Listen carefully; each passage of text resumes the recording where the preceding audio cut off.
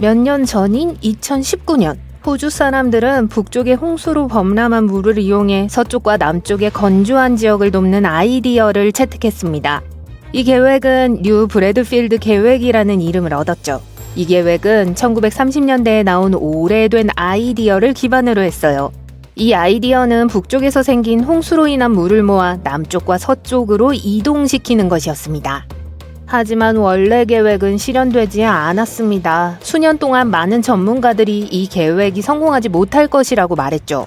퀸즐랜드의 건조한 지역에서는 가뭄 문제 해결에 잠재적으로 도움이 될 수 있겠지만 너무 비싸고 건설이 까다로웠기 때문입니다. 이 아이디어는 오래전 존 브래드필드라는 엔지니어가 처음 소개했습니다. 그는 퀸즐랜드 북부의 강에서 홍수를 끌어와 호주에서 가장 건조한 지역 중 하나인 내륙 에어 호수로 보내고 싶었습니다.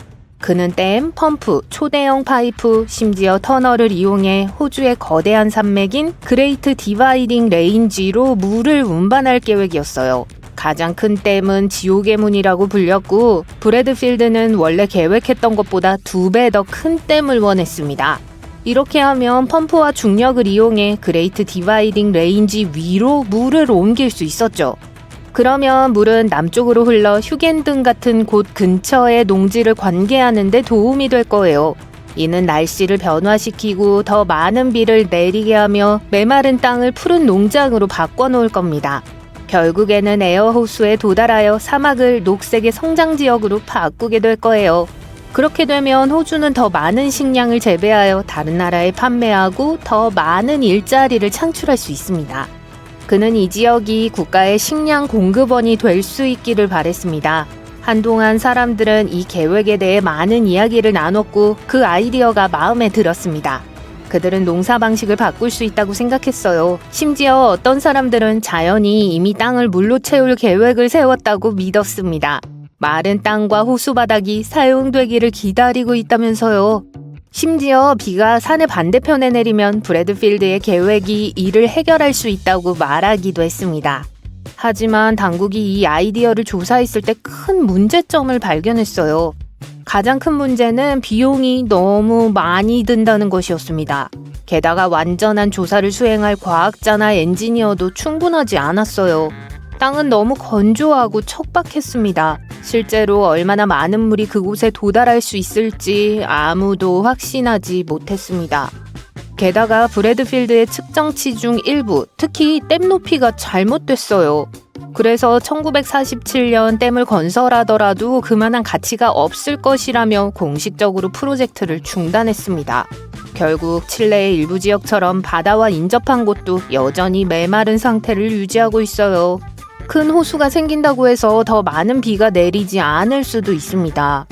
그런데 2019년 한 정당이 이 아이디어를 뉴 브래드필드 계획이라는 업데이트된 버전으로 다시 가져왔습니다.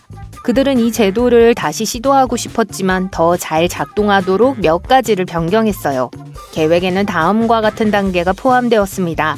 사우스 존스톤, 툴리, 허버트, 버데킹 강에서 물을 취하는 것이었어요. 지옥의 문 댐이라는 큰 댐을 이용해 물을 저장하는데 이번에는 원래 계획보다 댐의 높이를 2배로 높이려고 했어요. 많은 펌프를 사용하는 대신 중력을 이용해 터널을 통해 물을 흐르게 하기로 했죠. 물을 산 아래 퀸즐랜드 남부의 워레고 강으로 옮깁니다. 이 물을 이용해 태즈메이니아보다 더 넓은 휴겐든 남쪽과 서쪽의 건조한 지역에서 농작물을 재배하여 결국 이 지역을 식량 공급원으로 바꾸는 거죠. 한편 전체 프로젝트에 얼마의 비용이 들지는 밝히지 않았습니다. 하지만 호주 국립과학기관이 이 계획의 효과를 확인하기 위해 2천만 달러를 지출하겠다고 약속했습니다. 이 혁신적인 아이디어는 좋게 들리는데 왜 80년 넘게 수많은 전문가들이 안 될 것이라고 말했을까요? 브래드필드는 1941년에 자신의 아이디어에 4천만 파운드의 비용이 들 것이라고 했어요. 오늘날로 치면 약 32억 달러에 해당합니다. 새로운 버전은 150달러가 넘는 비용이 들고 건설에 10년 이상이 걸릴 수 있습니다. 또한 자연을 아끼는 사람들이 걱정하고 있어요. 그들은 물이 원래 가는 곳에서 물을 빼앗으면 동식물에 해를 끼칠 수 있다고 설명합니다. 침입성 동식물이 새로운 장소로 퍼질 수 있어요. 물고기와 다른 동물이 사는 강과 바다를 엉망으로 만들 수도 있습니다. 심지어 이러한 자연적인 물의 흐름에 의존하는 해안 근처의 마을과 기업에도 피해를 줄 수 있습니다.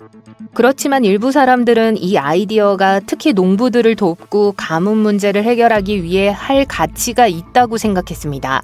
하지만 2022년 정부는 브래드필드 계획으로 퀸즐랜드 서부의 가뭄 문제를 해결하려는 시도를 중단하기로 결정했습니다. 전문가들은 이 계획을 면밀히 검토한 결과 효과가 없을 것이라고 말했어요. 문제요?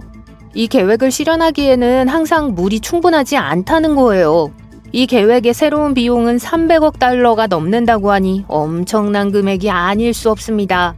개인 제트기와 호화 요트 한 척을 살 수 있는 금액이죠.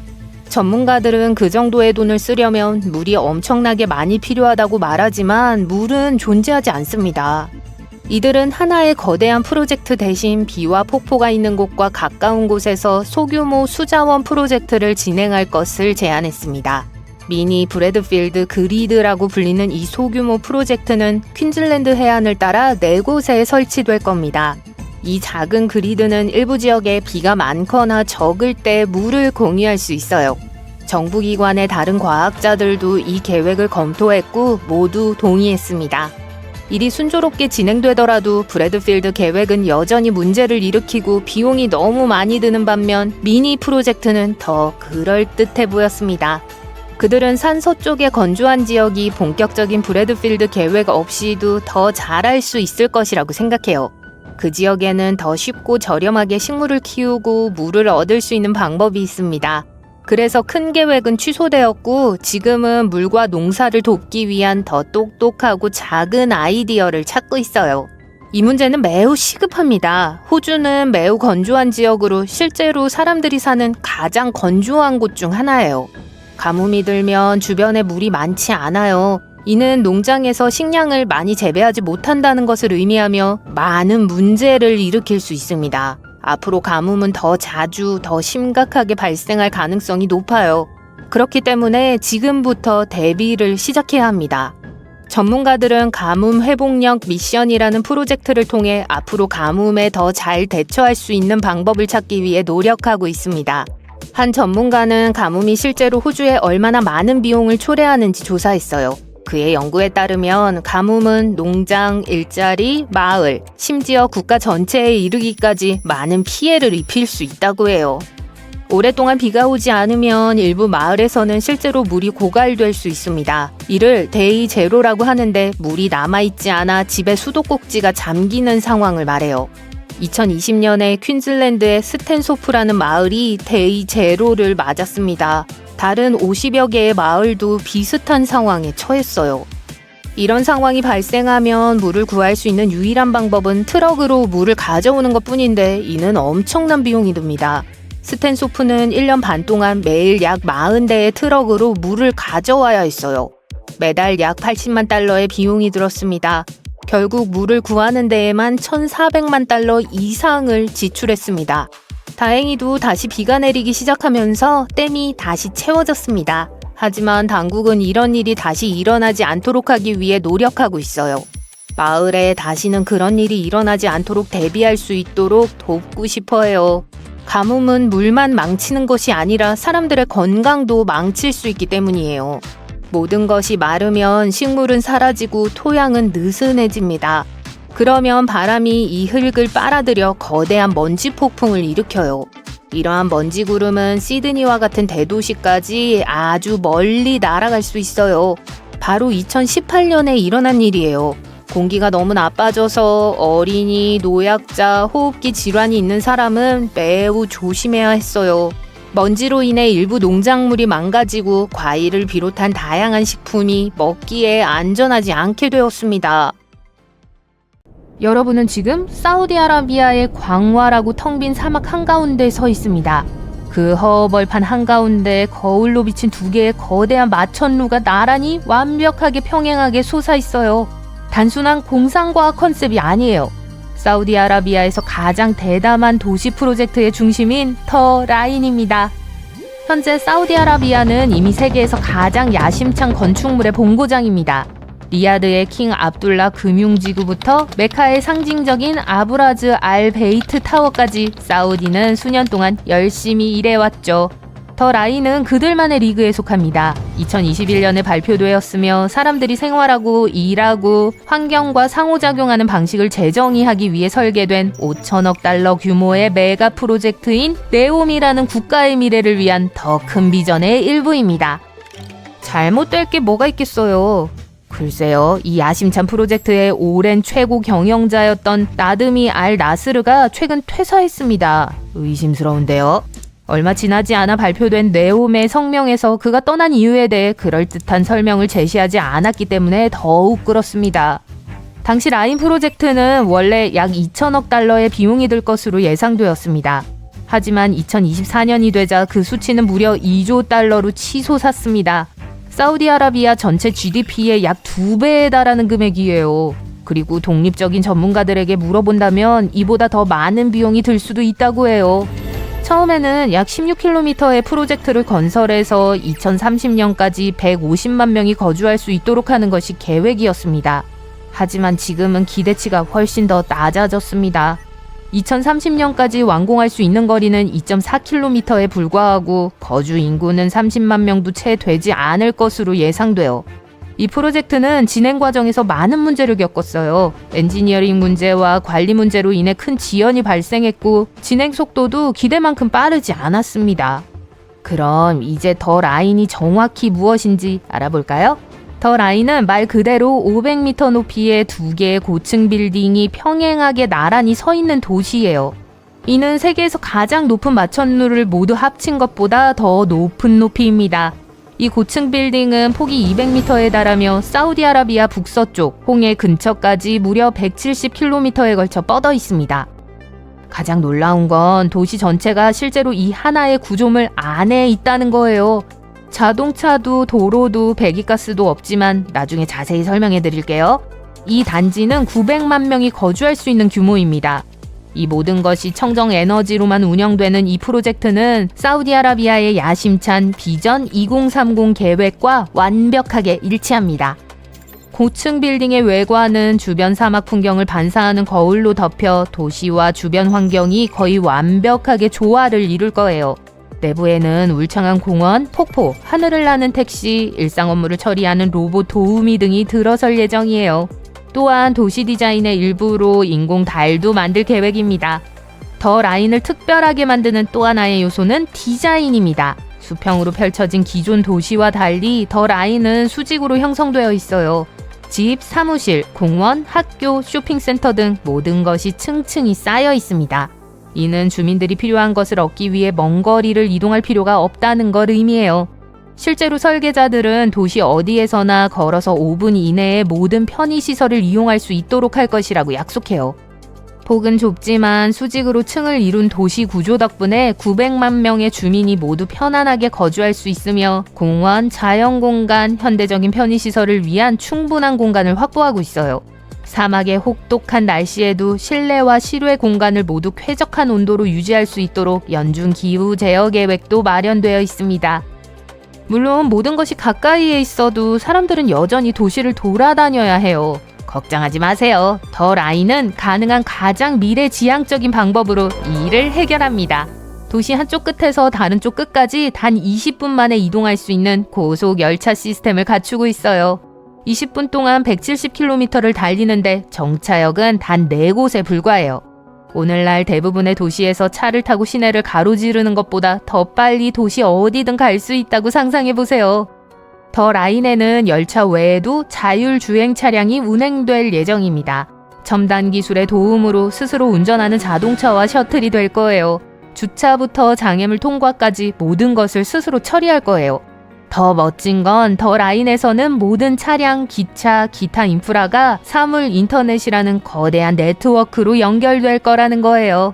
센서와 실시간 데이터를 통해 교통 흐름이 원활하게 이루어져 지연을 방지하고 혼잡을 줄일 수 있어요. 그들은 2017년에 네옴 프로젝트에 대해 처음 이야기했습니다. 네옴에는 더 라인 외에도 팔각형 모양의 수상 산업도시와 호화로운 산악 스키 리조트가 포함될 예정입니다. 이곳에서 사우디아라비아는 2029년 아시안 동계올림픽을 개최해야 할 예정이에요.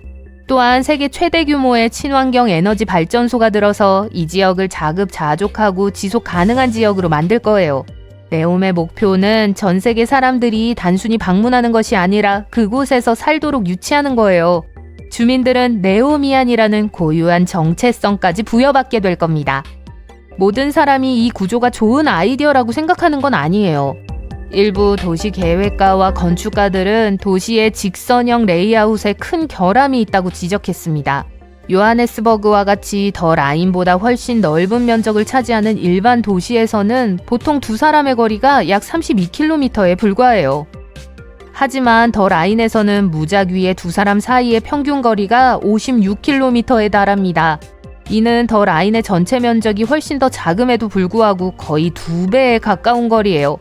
이러한 설정은 사람들이 사회적으로 연결되기 어렵게 만들 수 있으며 고속 열차가 지나가더라도 이동하기 어려울 수 있어요.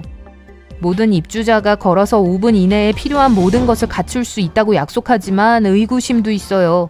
사람들은 초소형 건물에 살면 밀실 공포증을 느끼거나 감당하기 힘들지 않을까 걱정합니다. 미러링된 외관 아이디어는 렌더링으로 보면 꽤 멋져 보여요. 하지만 실제로는 환경을 망칠 수 있다는 의견도 있어요. 사막에서 햇빛을 모두 반사하면 현지 야생동물을 방해하거나 예상치 못한 열 문제를 일으킬 수 있어요. 더 라인의 첨단 기술 기능은 놀랍게 들리지만 그에 따른 골치 아픈 문제도 있어요.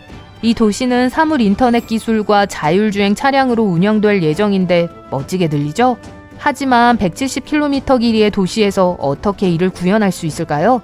모든 것이 원활하게 작동하려면 자동차, 기차, 인프라 등 모든 기술이 완벽하게 동기화되어 수많은 실시간 데이터를 공유해야 합니다. 작은 결함이라도 발생하면 수백만 명의 일상생활에 지장을 줄 수 있어요. 또 하나 고속열차가 있습니다. 꿈처럼 들리죠? 하지만 실제로 사막 한가운데서 고속열차를 건설하고 운영하는 건 그리 쉬운 일이 아니에요. 더위와 모래의 이동, 선로의 마모로 인해 큰 지연이 발생하고 비용이 빠르게 증가할 수 있습니다. 전 세계 사람들은 더 라인이 실현 가능한지 의문을 제기하고 있어요. 최초의 주민들은 2030년까지 그곳에서 살기 시작할 예정이었죠. 하지만 프로젝트가 축소될 것이라는 보도가 나오면서 그 기한이 너무 촉박하게 느껴져요. 지속 가능성 문제도 있어요. 더 라인은 탄소 배출 없이 100% 청정 에너지를 사용해야 해요. 하지만 이렇게 거대한 프로젝트를 건설하려면 엄청난 자원이 필요할 수밖에 없습니다. 이러한 모든 어려움 속에서 사우디아라비아는 더 라인의 자금을 조달하고 비전 2030 프로젝트의 우선순위를 정하기 위한 새로운 방법을 모색하고 있어요. 최근 한 내부자는 일부 프로젝트는 계획대로 진행될 수 있지만 다른 프로젝트는 지연되거나 축소될 수 있다고 말했습니다. 이는 네옴의 자문위원회에 속한 알리 시아비의 말과 일치하는 내용입니다. 그는 비전 2030의 목표가 항상 너무 야심찬 목표였다는 점을 인정했습니다. 하지만 그는 그 목표의 일부만 제때 달성하더라도 여전히 큰 의미가 있을 것이라고 주장했습니다. 오랜 세월 동안 홍해는 아시아와 아프리카 대륙을 갈라놓았습니다. 손을 흔들 수 있을 만큼 가깝지만 이동하려면 계획이 필요할 만큼 먼 거리죠. 페리가 그 역할을 하고 있지만 이제 더 나은 방법이 필요합니다. 그래서 엔지니어들은 두 대륙을 연결할 뿐만 아니라 이 지역을 영원히 바꿀 터널과 다리에 야심찬 메가 프로젝트를 구상했습니다. 수백만 년 전 아라비아 대륙이 서서히 아프리카에서 떨어져 나가며 지금 우리가 홍해라 부르는 바다의 상처를 만들었습니다. 이곳은 필터를 거치지 않아도 걸러진 것처럼 맑은 물과 마치 열정 넘치는 화가가 그린 듯한 산호초로 유명합니다. 한 곳을 확대해 봅시다. 바로 피란 해협입니다. 북쪽 항구로 향하는 모든 선박이 이 붐비는 통로를 지나갑니다. 한쪽에는 이집트의 시나이 반도가 있습니다. 거칠고 황금빛이며 리조트 타운이 점점이 흩어져 있죠. 반대편에는 사우디아라비아의 타복 해안이 있습니다. 조용한 사막 언덕이 형건빛 푸른 바다까지 이어지는 곳입니다.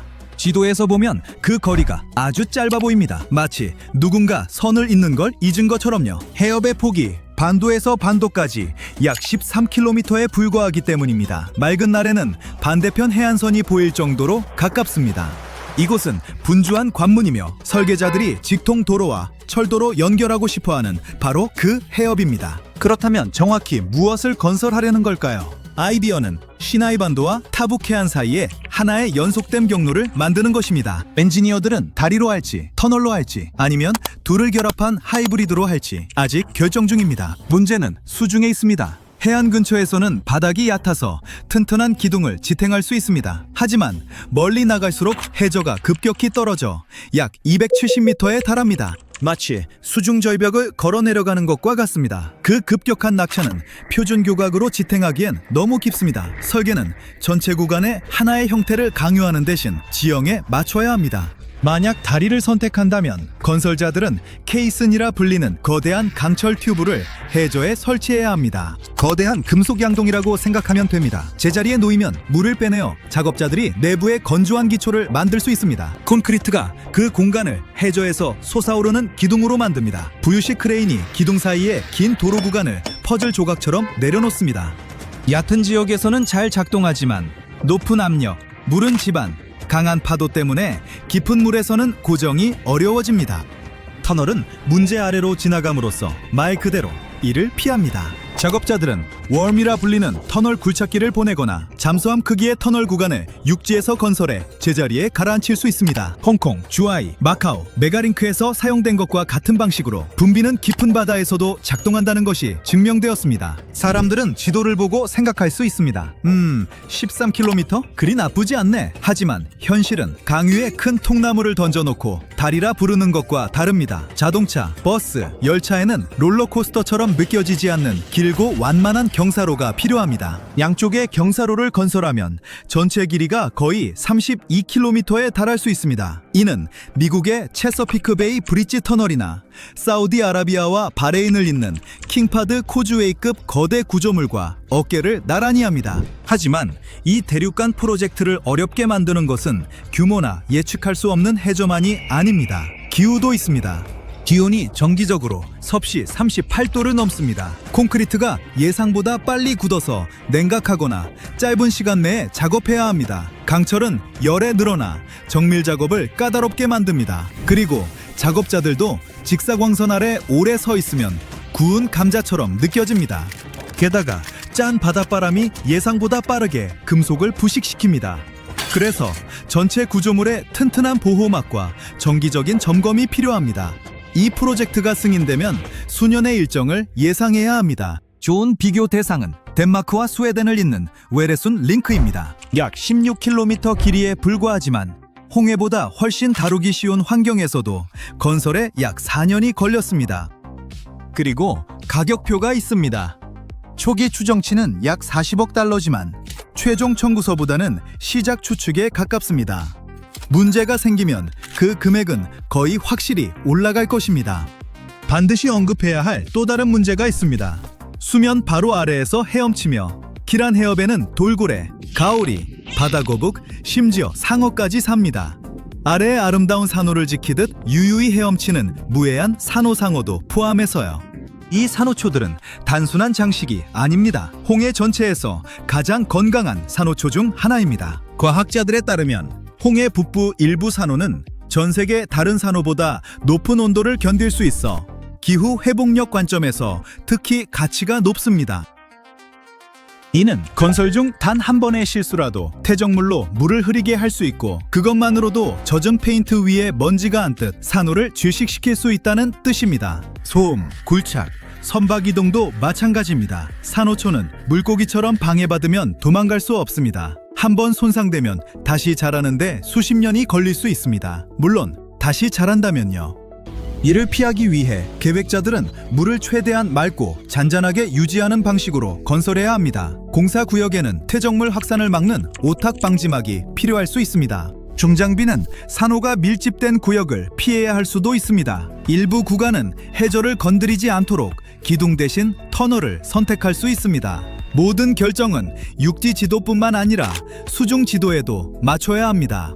게다가 전체 프로젝트는 과학자들과 감독관들의 지속적인 감시가 필요합니다. 물이 얼마나 흐려지는지, 공사 중 해양동물들이 어떻게 행동하는지 확인해야 합니다. 무언가 이상해 보이면 빨리 끝내려고 서두르며 산호초에 대가를 치르게 하는 대신 속도를 늦추거나 방법을 바꾸는 것이 유일하게 책임있는 행동입니다. 하지만 모든 것이 마침내 제자리를 찾으면 그 보상은 엄청납니다. 지금은 페리를 건너뛰고 육로를 선택하면 지도가 당신을 벌합니다. 홍해 위쪽을 빙 돌아 다른 나라들을 통과해 1600km 이상을 운전해야 합니다. 가장 좁은 지점에서 불과 몇 킬로미터 너비의 물을 건너기 위해서요. 이웃집 문을 두드리려고 블록 전체를 돌아가는 것과 같습니다.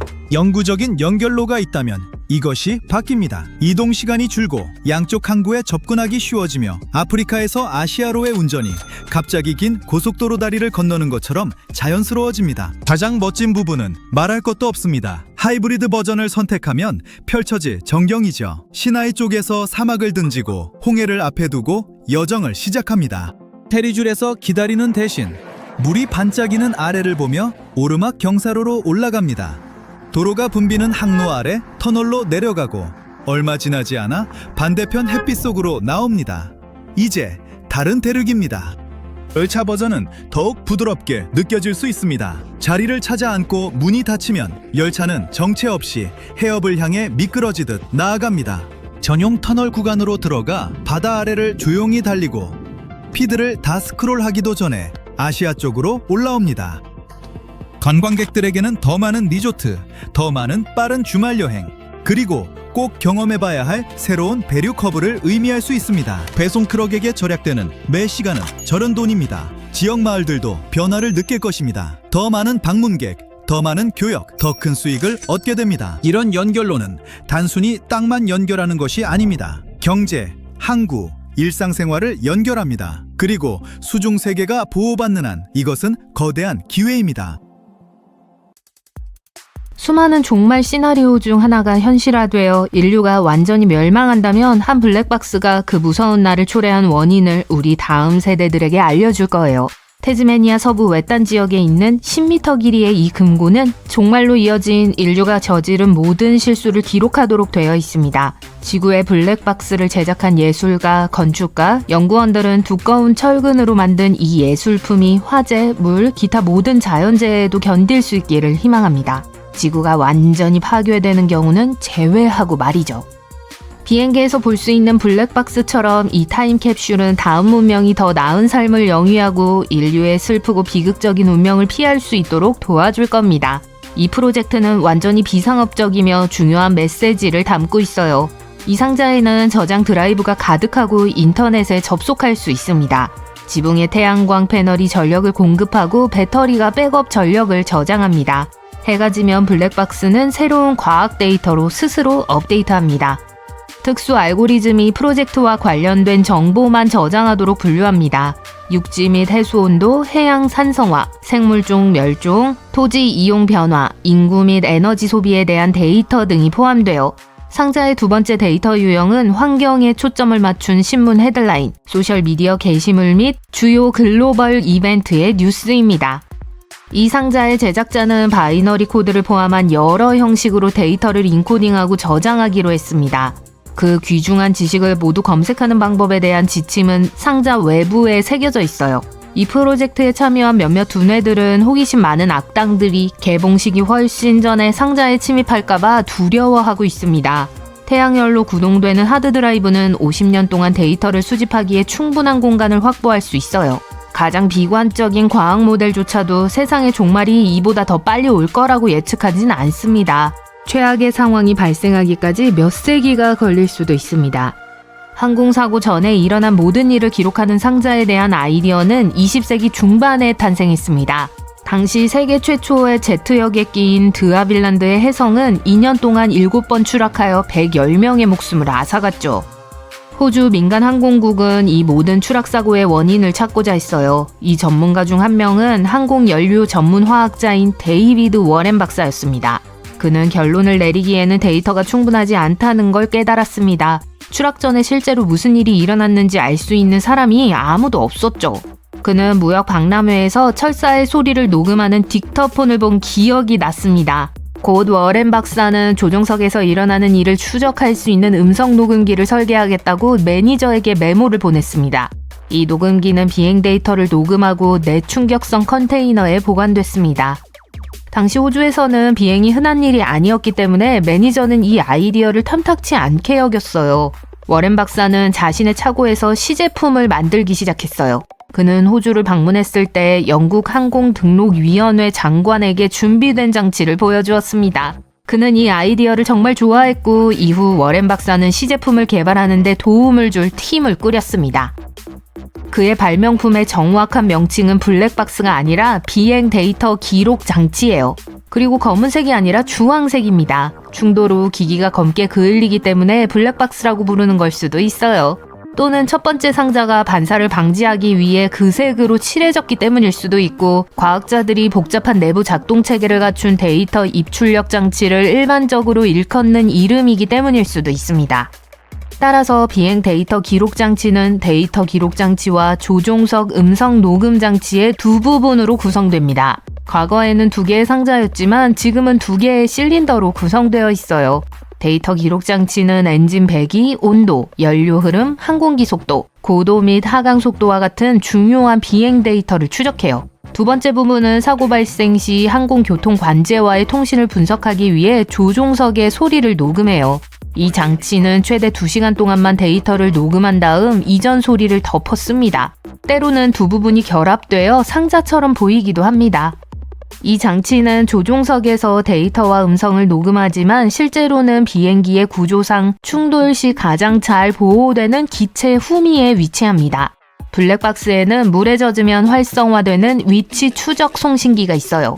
이 송신기는 30일 동안 신호를 발신합니다. 수색대는 기록장치의 밝은 주황색을 시각적 신호로 사용해요. 때로는 상자를 찾는데 오랜 시간이 걸리기도 해요. 어떤 경우에는 전혀 찾지 못하는 경우도 있습니다.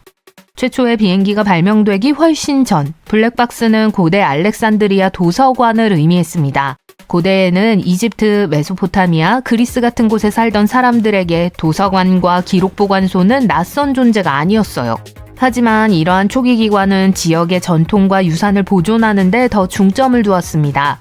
보편적인 도서관이라는 개념은 그리스인들이 크게 생각하기 시작하면서 비로소 생겨났어요.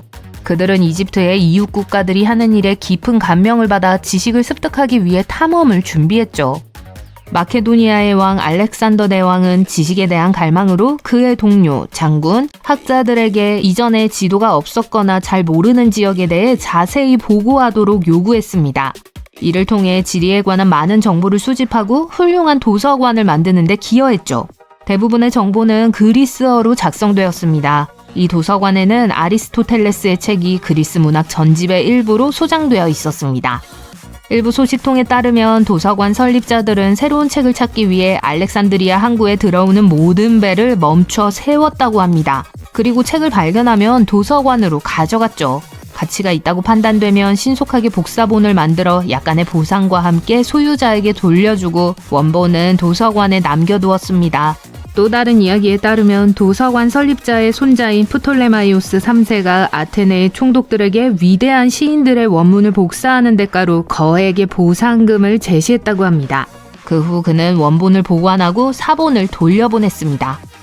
로마 제국이 들어서자 그것이 자신들의 멸망으로 이어질지도 모른다는 생각은 하지 못한 채 모든 지식을 불태워버렸습니다. 당시에는 정보를 전 세계에 전파할 방법이 없었기 때문에 한 곳에서 인류가 축적한 지신의 대부분을 보유하고 있었어요. 당시의 위대한 지성들은 지식으로만 채우는데 그치지 않고 그 정보를 최대한 활용하기 위해 중요한 연결고리를 만들었어요.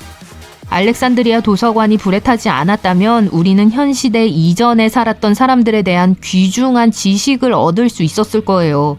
일부 과학자들은 빅데이터가 수세기 전에 그린란드에 정착한 바이킹을 구할 수 있었다고 믿습니다.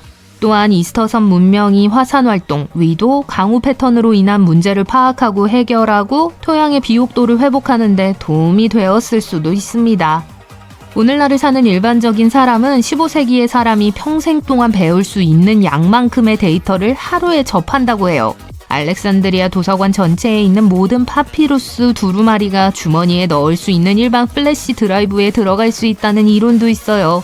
매일 생성되는 빅데이터의 양이 너무 많아 정보 과부하로 인해 득보다 실이 더 많을 수도 있습니다.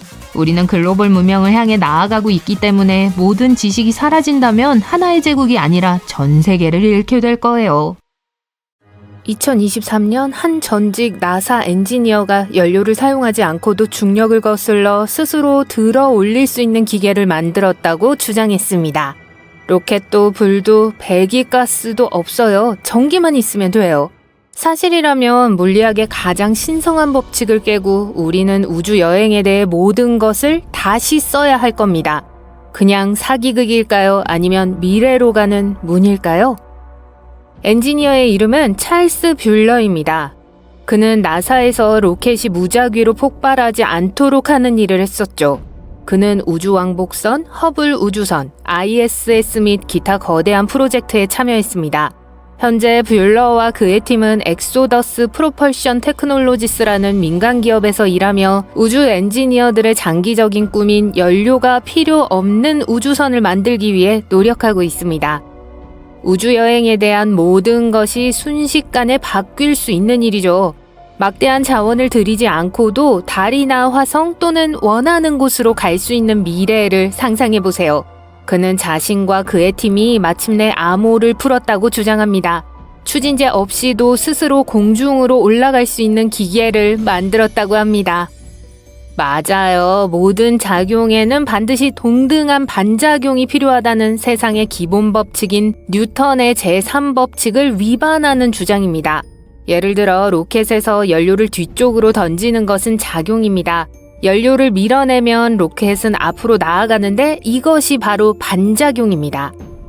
그런 마법의 장치는 운동량 보존에도 위배됩니다. 무언가를 밀면 운동량을 얻지만 균형을 맞추려면 반대 방향으로 다른 무언가가 동일한 운동량을 얻어야 합니다. 하지만 이 장치는 시스템의 전체 운동량을 갑자기 바꿀 수 있습니다. 아무것도 밀지 않고도 움직인다면 도대체 어떻게 한 걸까요? 마치 공기를 불어넣지 않고도 앞으로 나아갈 수 있는 풍선처럼 말이죠. 만약 이 기계가 실제로 작동한다면 수백 년 동안 물리학에서 발견하지 못한 새로운 미지의 자연력이 존재할 겁니다. 뷸러 자신은 이를 새로운 힘이라고 불렀습니다. 어떻게 작동하는지 알아봅시다. 이 마법의 장치를 만들기 위해 그들은 정전기를 사용했습니다. 테스트 장치는 카드 덱 크기 정도의 30g짜리 작은 물체였습니다. 그리고 전하가 만들어내는 일종의 보이지 않는 힘인 전기장을 이용해 추력, 즉 밀어내는데 성공했습니다. 새로운 힘은 시스템에서 두 가지 일이 발생하면 작동하기 시작합니다. 첫 번째는 전기적 불균형입니다. 기기의 일부분에는 기압과 같은 전기적 압력이 발생하고 있습니다. 예를 들어 한쪽이 다른 쪽보다 더 많은 전기적 압력을 받는 등 전기적 압력이 고르게 분산되지 않는 경우 이것이 첫 번째 원인입니다. 이는 전하가 만들어내는 보이지 않는 힘인 전기장이 올바르게 설정되어 있을 때 발생합니다. 전하가 직선이 아니라 태양광선이나 바퀴살처럼 고르지 않고 넓게 퍼지는 일정한 방식으로 퍼져 나가야 합니다. 그러면 장치가 스스로를 밀면서 전체 물체가 움직이게 됩니다. 처음에는 신비한 새로운 힘이 거의 눈에 띄지 않을 정도로 작았습니다. 추진력도 소음도 거의 없었습니다. 하지만 업그레이드할 때마다 상황이 바뀌기 시작했어요. 그리고 2023년 마침내 지구의 중력을 극복할 수 있는 충분한 추력을 측정했습니다.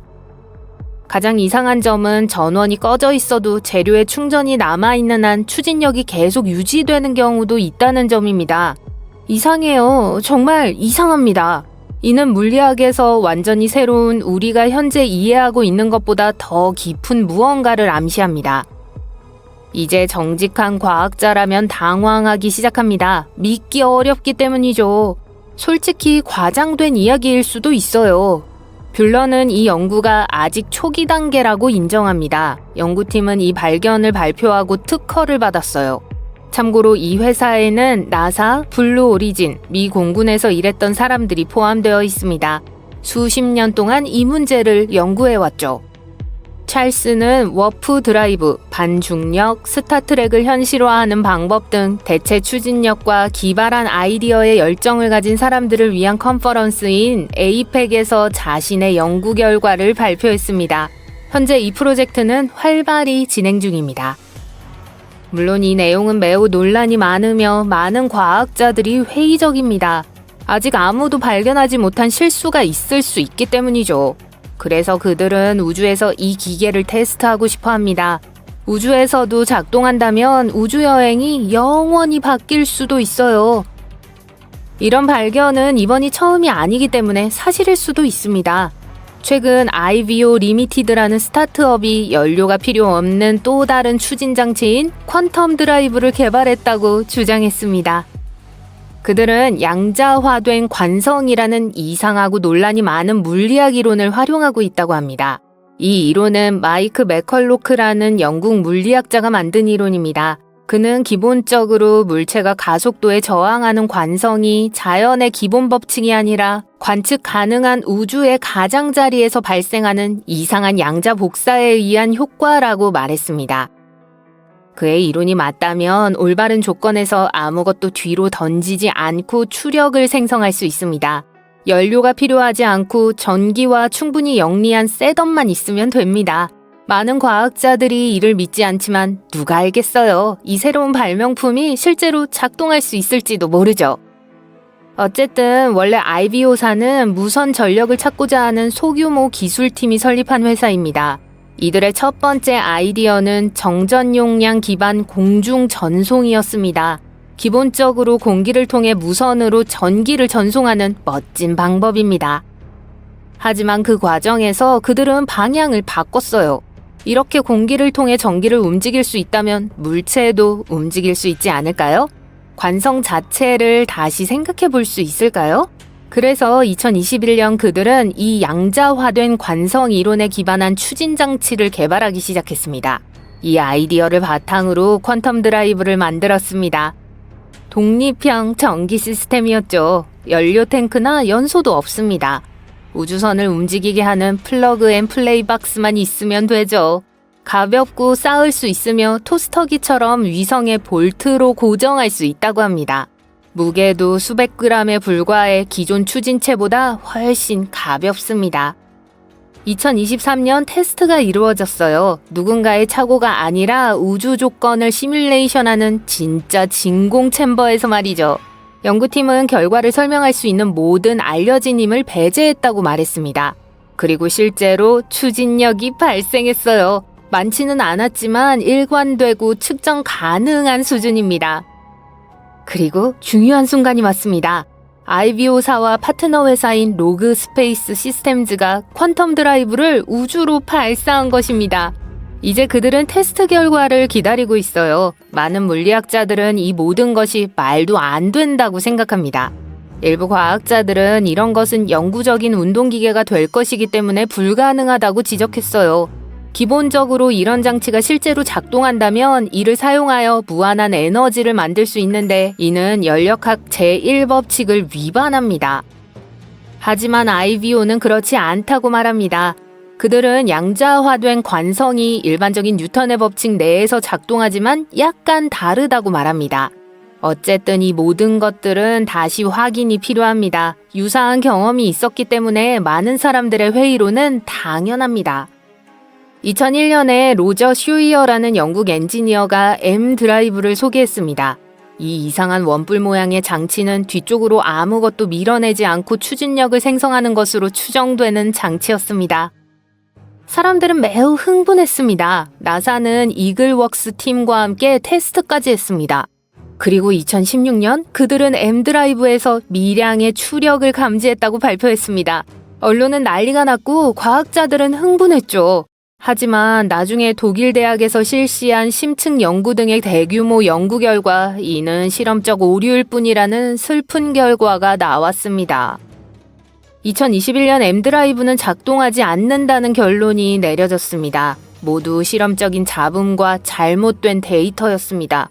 꿈이 또 좌절됐죠. 많은 추진체 없는 설계는 물리법칙이라는 거대하고 완고한 벽에 부딪혔습니다. 따라서 이러한 스타트업이 세상을 완전히 바꾸었다고 말하기에는 아직 이르다고 할 수 있습니다. 하지만 현실이 된다면 어떨까요? 단순한 새로운 엔진이 아니라 새로운 시대가 열릴 거예요. 우주여행에는 막대한 비용이 들지만 저렴한 비용으로 여행할 수 있는 방법이 있어요. 엘리베이터에 올라타 버튼을 누르기만 하면 별을 향해 날아갈 수 있어요. 모두 나노튜브 덕분입니다. 그런데 도중에 엘리베이터에 무언가가 부딪힙니다. 여러분은 엘리베이터 안에 갇혀 영원히 우주를 떠돌아야 할 운명에 처하게 됩니다. 이제 우주여행을 하고 싶다면 약 750억 원을 준비하세요. 하지만 가까운 미래에는 큰돈을 들이지 않고도 버튼 하나만 누르면 우주여행을 떠날 수 있을 거예요. 우주 엘리베이터가 등장할지도 모르니까요. 은하계 엘리베이터는 공상과학 영화에서나 나올 법한 아이디어처럼 보이지만 우주여행의 혁명을 일으킬 수 있는 현실적인 가능성이에요. 약 10조 원이 소요될 것으로 추정되는 우주 엘리베이터는 일회성 투자로 끝나는 것이 아니라 영원히 지속될 수 있습니다. 나사에서만 로켓 연료로 분당 약 36억 원을 지출합니다. 로켓을 발사하려면 최대 2,500억 원을 지불해야 해요. 엘리베이터를 사용하면 이러한 비용을 크게 줄일 수 있죠. 지구상에 있는 대부분의 초고층 건물은 균형과 무게를 지탱하기 위해 거대한 기초를 가지고 있어요. 위로 올라갈수록 점점 더 날씬해져요. 세계에서 가장 높은 빌딩인 부르즈 칼리파도 아래쪽은 거대하고 위쪽은 좁아요. 거대한 엘리베이터 같은 것을 건설하려면 엄청난 양의 콘크리트를 사용하여 기초를 쌓아야 하는데 이는 돈을 절약하려는 목적에 어긋나요. 이제 끈을 가져다가 큰 끈에 공을 묶고 돌리기 시작합니다. 손에 든 끈은 한 곳에 머물러 있고 공은 손 주위를 돌게 돼요. 이를 원심력이라고 하며 엘리베이터도 같은 방식으로 작동돼요. 공은 우주에 있는 베이스가 되고 줄은 지구를 향해 매달리게 돼요. 우리가 엘리베이터를 타게 될 역은 대서양 한가운데에 있을 거고 거기서부터 선이 뻗어나가게 될 거예요. 이것이 가능하려면 선이 지구의 자전과 완벽하게 동기화되어야 해요. 그렇지 않으면 선이 끊어지거나 스카프처럼 지구를 감싸게 될 거예요. 또한 선이 따라가는 궤도는 선이 짧아지거나 길어질 수 없기 때문에 완벽한 원이어야 합니다. 이상적인 해결 방법을 찾기 위해 대수학을 이용한 많은 연구가 수행되었습니다. 잠깐만요. 대수학을 실제로 쓴다고요? 계산 방법으로 여러분을 지루하게 하지는 않을게요. 대서양에 있는 정거장에서 우주에 있는 정거장까지의 정확한 거리는 지구 상공 36,000km가 되어야 하며 여기서부터 지구 정지 궤도가 시작되는 지점이에요. 거기에서는 4개의 바깥으로 향하는 힘이 아래쪽으로 향하는 힘보다 훨씬 강하기 때문에 여기 한 곳에 머물러 있게 돼요. 집이나 건물을 지을 때는 아래에서 시작해서 위로 올라가요. 하지만 이 공학적 경이로움을 만들려면 모든 것을 거꾸로 하고 위에서부터 시작해야 해요. 여기서 가장 큰 문제는 무게입니다. 라인이 너무 무거우면 궤도가 흐트러지고 컨베이어 승강 장치가 작동하지 않을 거예요. 따라서 우주에서 여기 완벽하게 작동하도록 균형을 맞춰야 해요.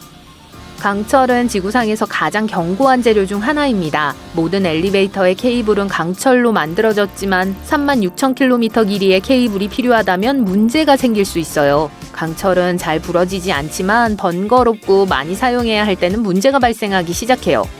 우리는 건설에 무거운 강철을 많이 사용하지만 여기에 스트레스를 덜 주고 이 문제를 해결할 수 있는 더 가벼운 재료가 있어요. 또한 종점에서는 응력이 거의 0에 가까워지므로 선로를 가늘게 만들어야 해요. 하지만 여러 가지 안전 요소로 인해 실제 필요한 것보다 더 두꺼워야 합니다. 처음에 로프는 0.13cm 정도가 될 거예요. 몇 가지 복잡한 수학을 사용하면 끝부분의 두께를 알아낼 수 있는데 다 읽을 수 없을 정도로 긴 숫자입니다. 정말로 긴 숫자예요. 따라서 강철은 목록에서 제외되었습니다. 또 다른 후보로는 강철보다 5배 더 강한 케블러가 있습니다. 여기에 탄소나 티타늄 같은 소재를 추가하면 강도는 10배로 높아져요. 라인의 직경은 약 80m와 170m가 될 거예요. 이는 강철 케이블의 직경보다 훨씬 작은 크기입니다. 나쁜 소식은 이렇게 하는데 비용이 너무 많이 든다는 거예요. 따라서 케이블을 만들 수 있는 이상적인 매체를 찾지 못한다면 우주 엘리베이터 아이디어는 시간 낭비에 불과할 거예요. 60기가파스칼의 힘을 가진 마법의 가벼운 재료가 있다면 변단 면율도 1.6이 될 겁니다. 잠깐만요. 실제로 탄소 나노튜브라는 독특한 소재가 있어요. 탄소 나노튜브는 강도가 130기가파스칼로 우리가 필요로 하는 것보다 훨씬 더 높아요. 나노튜브는 탄소로 만들어지며 머리카락보다 10만 배 더 얇습니다. 이 물질은 단단하고 전도성이 좋은데 이는 독특한 원자 구조 덕분에 가능한 일이에요. 이 재료는 배터리에서 광학에 이르기까지 다양한 분야에서 사용돼요. 또한 완전히 수정하여 더 많은 용도에 맞게 조정할 수 있습니다.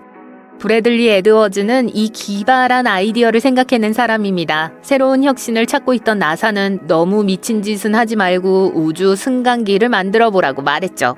브래들리는 이를 도전으로 받아들이고 엘리베이터를 개발하기 시작한 것 같아요. 에드워즈는 은하 컨베이어에 관한 논문을 썼어요. 논문을 발표했을 때 그는 많은 사람들이 자신의 연구에서 결함을 발견할 것이라고 예상했지만 놀랍게도 아무도 발견하지 못했고 그의 작업은 정확했습니다. 그는 나노튜브 줄을 로켓에 묶어 우주로 쏘아 올리는 아이디어를 생각해냈습니다. 로프의 다른 쪽 끝이 지구로 떨어지면 로봇이 이 로프를 타고 올라가서 더 길게 만들어 우리가 엘리베이터 우주정거장을 만들 수 있는 거예요. 그 후 엘리베이터는 태양 전지판부터 관광객까지 모든 것을 운송할 수 있게 돼요. 미래에는 우주 관광이 완전히 가능해질 수 있어요. 우주에서 휴가를 보낼 수도 있겠죠. 다른 분위기의 휴가를 찾고 계신가요? 여긴 오지 마세요. 분위기는커녕 대기도 없습니다. 이런 좋은 광고 슬로건은 아닌 것 같네요. 몇 년 전만 해도 미세한 탄소 나노튜브만 만들 수 있었습니다. 하지만 시간이 지남에 따라 더 큰 튜브를 만들기 위해 훨씬 더 많은 연구가 진행되었어요. 지금은 최대 몇 센티미터에 달해요. 20년 후에는 수킬로미터 길이가 될 수도 있어요. 탄소는 28g당 3만 원이 넘습니다. 계산을 해보면 엘리베이터를 건설하는데 약 1조 원이 넘게 필요하다는 걸 알 수 있어요. 네, 비싸게 들리지만 우주여행에 대한 장기적인 해결책이며 실제로 결국에는 많은 비용을 절약할 수 있습니다. 이론상으로는 모든 것이 완벽해 보입니다. 하지만 나사가 이 프로젝트를 진행하지 않기로 한 주된 이유는 현재 궤도에 1억 2,800만 개가 넘는 물체가 떠다니고 있으며 이들이 엘리베이터에 실질적인 위협이 될 수 있기 때문이에요. 엘리베이터는 때때로 몇 번의 충돌을 견딜 수 있도록 만들 수 있지만 쉬지 않고 부딪히는 건 곤란해요. 하지만 브래들리는 수많은 모니터링 장치가 우주 쓰레기를 추적한다고 주장해요. 따라서 엘리베이터는 이 모든 것을 피할 수 있다는 거죠. 엘리베이터에 무언가가 부딪히거나 선이 끊어지더라도 물론 승객이 탑승하지 않았다면 그 결과는 그리 나쁘지 않을 거예요. 선이 끊어지면 엘리베이터는 우주로 떠올라 지구에 있는 사람들에게 위협이 되지 않으니까요. 일본에서는 엔지니어들이 우주 엘리베이터를 만들기 위해 노력하고 있습니다. 이 엘리베이터는 우주 채굴에도 사용될 수 있습니다. 소행성 중 일부는 값비싼 금속으로 만들어져 있기 때문에 소행성을 채굴하면 전체 엘리베이터의 비용을 쉽게 충당할 수 있습니다. 소행성에서 채굴한 걸 지구로 빠르게 가져올 수 있죠. 수중 구조물을 건설하려면 흥미로운 공학적 기술이 필요한데요. 강이나 만 위에 놓인 큰 다리는 물속에 뿌리를 두고 있어요. 해저 터널은 훨씬 더 복잡하죠. 수중 공사는 어려워요. 엔지니어들은 수압과 소금물에 의한 부식에도 대처해야 해요. 또 적절한 재료를 찾아야 하는 문제도 있죠. 그중 가장 대표적인 것이 콘크리트, 강철, 아크릴 유리예요. 콘크리트는 물살에 아랑곳하지 않고 염수에 의해 손상되지 않습니다. 강철은 튼튼한 구조로 수중 건축물을 세워주죠. 그리고 아크릴 유리는 강하고 오래 지속되고 햇빛에 강해요. 또 투명해서 수중 건물에서 창문으로 자주 사용되고요. 어쨌든 수심이 얕을 때는 뭔가를 건설하는 건 어렵지 않아요. 시공자는 임시 기반을 만들어요. 그런 다음 그 위에 상부 구조물을 지지해줄 여러 개의 기둥을 짓죠. 하지만 만약 물이 깊으면 엔지니어들은 다른 방법을 써야 해요. 어떤 걸 선택하느냐에 따라 건설 과정 중에 물을 뽑아내거나 다른 곳으로 우회시킬 수 있어요. 그런 공법 중 하나가 큰 기성 말뚝 세트를 쓰는 거예요. 기성 말뚝은 대부분 강철로 만들어진 길고 얇은 기둥들입니다. 하지만 내부는 부분적으로 비어 있어요. 거대한 망치의 도움으로 못이 나무 조각에 박히는 것처럼 물 바닥에 박혀요. 그 후 특수 관을 통해 이 강철 기둥들의 콘크리트를 채웁니다. 콘크리트는 이전에 말뚝 안에 있던 물을 빼내죠. 콘크리트는 물에 둘러싸여도 굳는 능력이 있어요. 그래서 기성 말뚝들이 결국 수면 위 및 수중 건축을 위한 안정적인 토대가 되어주는 거죠. 기성 말뚝은 뭔가를 제자리에 고정해야 할 때 쓸 수 있는 매우 비용 효율적인 방법이에요. 물살 때문에 물체가 움직이는 걸 막아주죠. 수중 구조물을 만들 또 다른 방법은 물막이 댐이에요. 이 댐은 임시로 지어져 작업자들이 건설을 할 수 있게 건조한 공간을 만들 수 있게 해줘요. 물은 둘러싸인 곳에서 뿜어져 나오고 이 물막이 댐은 댐의 역할을 해요. 완성된 물막이 댐은 물에 둘러싸인 높은 벽이 있는 거대한 구덩이 같아 보여요. 물막이 댐은 바위, 강철, 그리고 심지어 흙으로 만듭니다. 이 건축물들은 빠르게 지었다가 빠르게 허물 수 있어요. 하지만 물막이 댐을 건설하는 과정은 복잡하고 엔지니어들에겐 어려운 일입니다.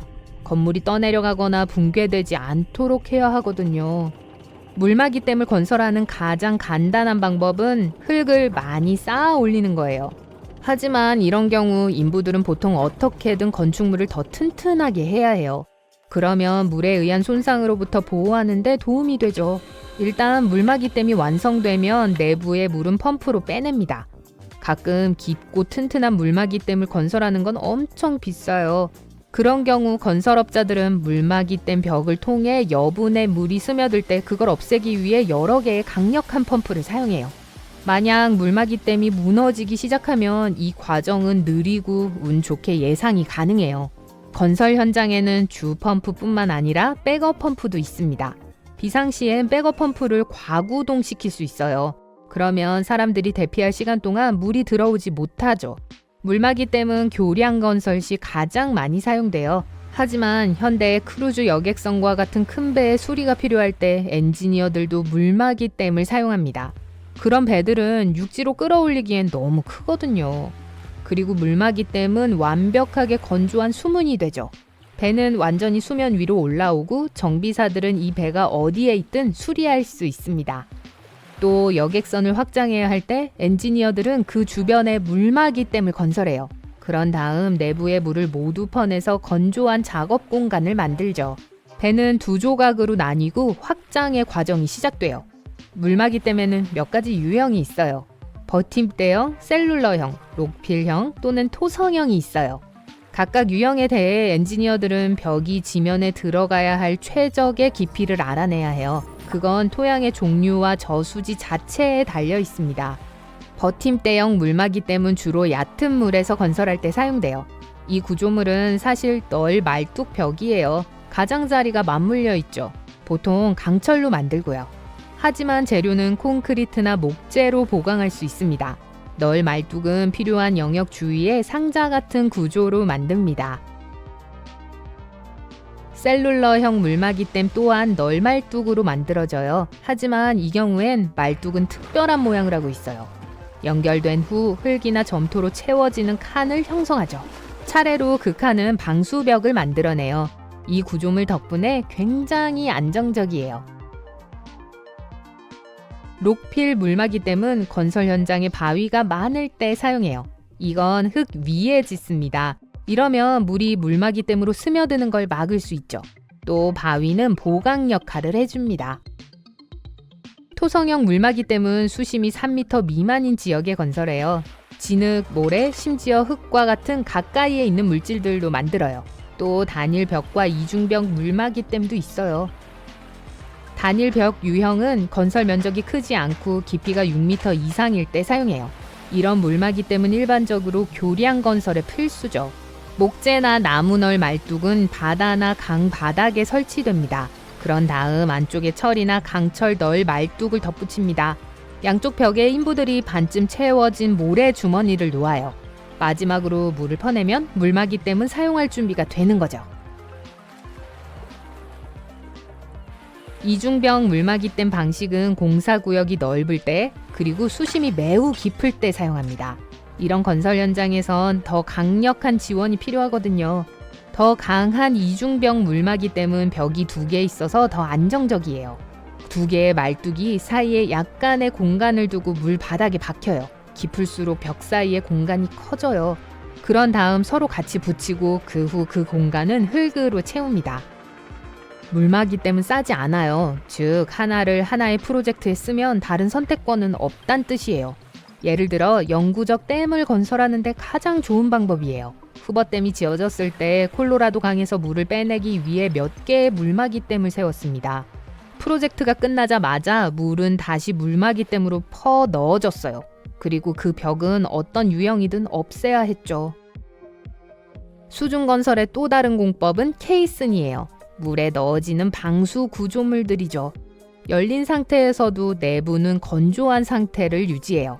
인부들은 단단한 표면에 도달할 때까지 계속 땅을 파낼 수 있어요. 그때 케이슨을 그 위에 놓습니다. 케이슨과 물막이 댐의 다른 점은 결국에는 다리나 댐의 일부가 된다는 점이에요. 그리고 비록 교량이나 댐을 수중 건설이라고 생각하진 않지만 대부분의 주요한 요소들은 물 속에 있어요. 예를 들어 커다란 다리는 거대한 지지탑 없이는 무게를 지탱할 수 없어요. 그리고 다리는 물 속에 서 있죠. 케이슨에는 몇 가지 유형이 있어요. 오픈형, 공기형, 박스형이 있어요. 오픈 케이스는 바닥이 없어요. 사실 건축업자들이 바닥에서 땅을 팔 수 있게 해주는 그냥 수직 벽이에요. 공기 케이스는 압축 공기를 사용해 물이 스며드는 걸 방지합니다. 이렇게 하면 공사 현장의 뇌 외부의 압력이 동일하게 유지될 수 있게 해주죠. 인부들이 몇 가지 물질들을 파낼 때 파낸 것들은 특별한 폐석관을 통해 위로 보내집니다. 케이슨이 안반에 닿으면 인부들이 그걸 콘크리트로 채워요. 다른 것들과 달리 박스 케이스는 바닥이 있어요. 그리고 미리 건설된 기초 위에 내려놓게 됩니다. 브루클린 다리를 건설하는 동안 엔지니어들은 2개의 큰 케이슨을 사용했어요. 그 케이슨 덕분에 기반함에 도달해 교량의 탑을 위한 기초를 만들 수 있었어요. 그리고 오프사이트 건설이란 게 있어요. 이는 현장으로부터 떨어진 곳에서 물건들이 만들어질 뿐만 아니라 조립도 합니다. 이런 경우 엔지니어들은 모듈러 시공을 자주 써요. 이건 공장에서 생산된 건물 부품들이 현장으로 배달되는 방식이에요. 거기서 거대한 레고 세트처럼 조립하는 거죠. 그런 다음 구조물들을 보통 거대한 바지선에 태워 현장을 떠다닙니다. 아니면 거기서부터 견인이 됩니다. 그런 다음 제자리에 내리죠. 어떤 것들은 무게 때문에 가라앉아요. 다른 것은 추가 무게를 실어주어야 해저에 도달할 수 있어요. 이 공법은 꽤 비싸죠. 그래도 여전히 물 밑에서 바로 건설하는 것보다 훨씬 더 비용 대비 효율적입니다. 후자는 숙련된 엔지니어와 독특한 도구가 필요해요. 하지만 해저 터널은요? 도대체 어떻게 만들까요?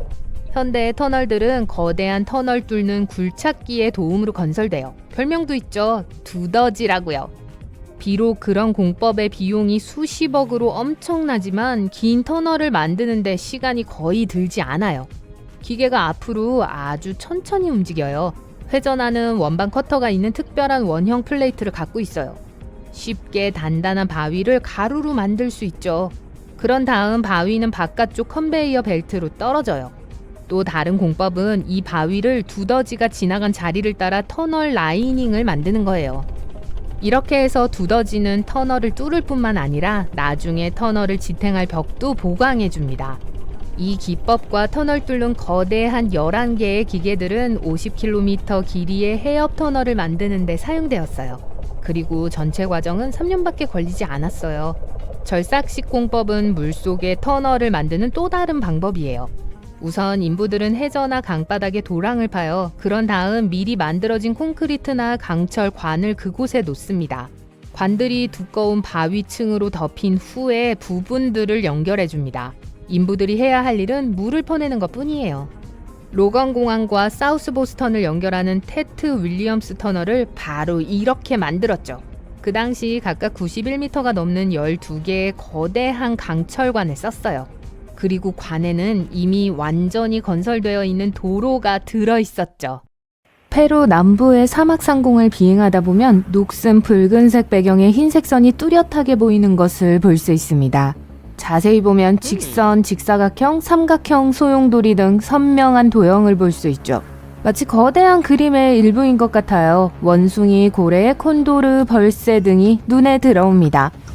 이 선은 2000여 년 전 나스카 문화권 사람들이 만든 거예요. 사막의 건조한 기후와 강한 바람 덕분에 오늘날에도 대부분의 나스카 라인을 볼 수 있습니다. 나스카 사람들은 나스카 라인을 만들기 위해 자갈의 최상층을 제거하고 땅 밑의 흙을 드러냈어요. 흙의 색이 젓갈색에서 황회색으로 변하기 때문에 선은 항상 다르게 보여요. 선의 제작자는 작은 규모의 모형으로 시작해서 비율을 높여 본격적인 디자인을 만든 것 같아요. 과학자들은 1920년대에 나스카 라인이 처음 발견된 이래로 나스카 라인의 의미를 해독하기 위해 노력해왔습니다. 하지만 나스카 라인에 대한 최초의 언급은 사실 훨씬 이전인 16세기 페루 연대기에서 사막의 흔적 표시로 묘사된 거였어요. 지상에서는 선과 그 상징성을 실제로 연구할 수 없었기 때문에 1930년대에 상업용 비행기가 등장하면서 비로소 세계적으로 유명해졌습니다. 그로부터 10년 후 미국의 폴 코속 교수는 이 선에 대한 연구를 진행하던 중 한 가지 흥미로운 사실을 발견했어요. 그가 선을 올려다봤을 때 그 선은 지는 해를 가리키고 있었습니다. 동지 다음 날에 일어난 일이었고 과학자는 이 선이 세계에서 가장 큰 천문학책이라는 결론을 내렸죠.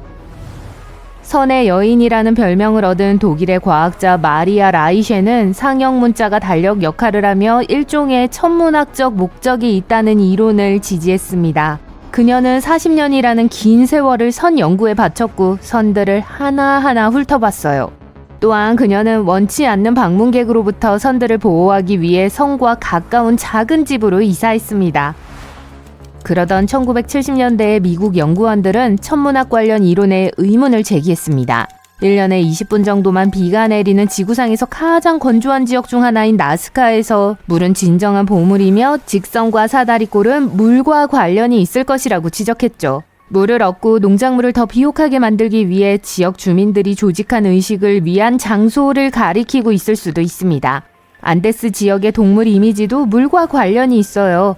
거미는 비의 징조로, 벌새는 다산의 상징으로, 아마존에 서식하는 원숭이는 풍부한 물을 상징하는 것으로 여겨져요. 최근 몇 년 동안 나스카 라인은 야마가타 대학의 고고학자들의 연구 장소가 됐어요. 이들은 고해상도 항공사진과 드론을 사용해서 지형도를 발견하고 분류하고 있습니다. 이 팀은 지금까지 총 358개의 지형도를 확인했고 2022년에만 168개의 지형도를 확인했는데요. 기원전 100년에서 기원전 300년 사이에 만들어진 것으로 추정되는 인간, 낙타, 새, 범고래, 고양이, 뱀의 이미지를 발견했습니다. 일부 이미지의 길이는 3에서 6m 정도라 이전에는 아무도 발견할 수 없었던 것이 당연해요. 이에 비해 가장 큰 지형도는 가로 길이가 약 365m로 엠파이어 스테이트 빌딩 높이와 비슷합니다. 연구원들은 나스카 라인이 사막에서 의사소통의 한 형태로 사용됐다고 믿어요. 선형선은 계곡에서 계곡으로 가는 방향을 가리켰어요. 경사면에 그려진 것은 정착지 사이의 고대 경로를 따라 그려진 것으로 보여요. 과학자들은 이제 지역 문자의 분포에 따라 패턴을 찾을 계획이에요. 그들은 인공지능을 사용해서 이미지를 분석해요. 인공지능은 사막에 그려졌을 가능성이 높은 디자인을 생성하고 연구팀은 그 디자인이 실제로 나스카 라인에 있는지 확인합니다. 또 다른 유명한 페루의 지역 문양은 워싱턴 기념탑보다 약간 더 큰 촛대입니다. 파라카스 반도의 해변 언덕에서 찾을 수 있어요. 연구원들은 인근 유물을 분석해서 촛대의 대략적인 연대를 알아냈어요.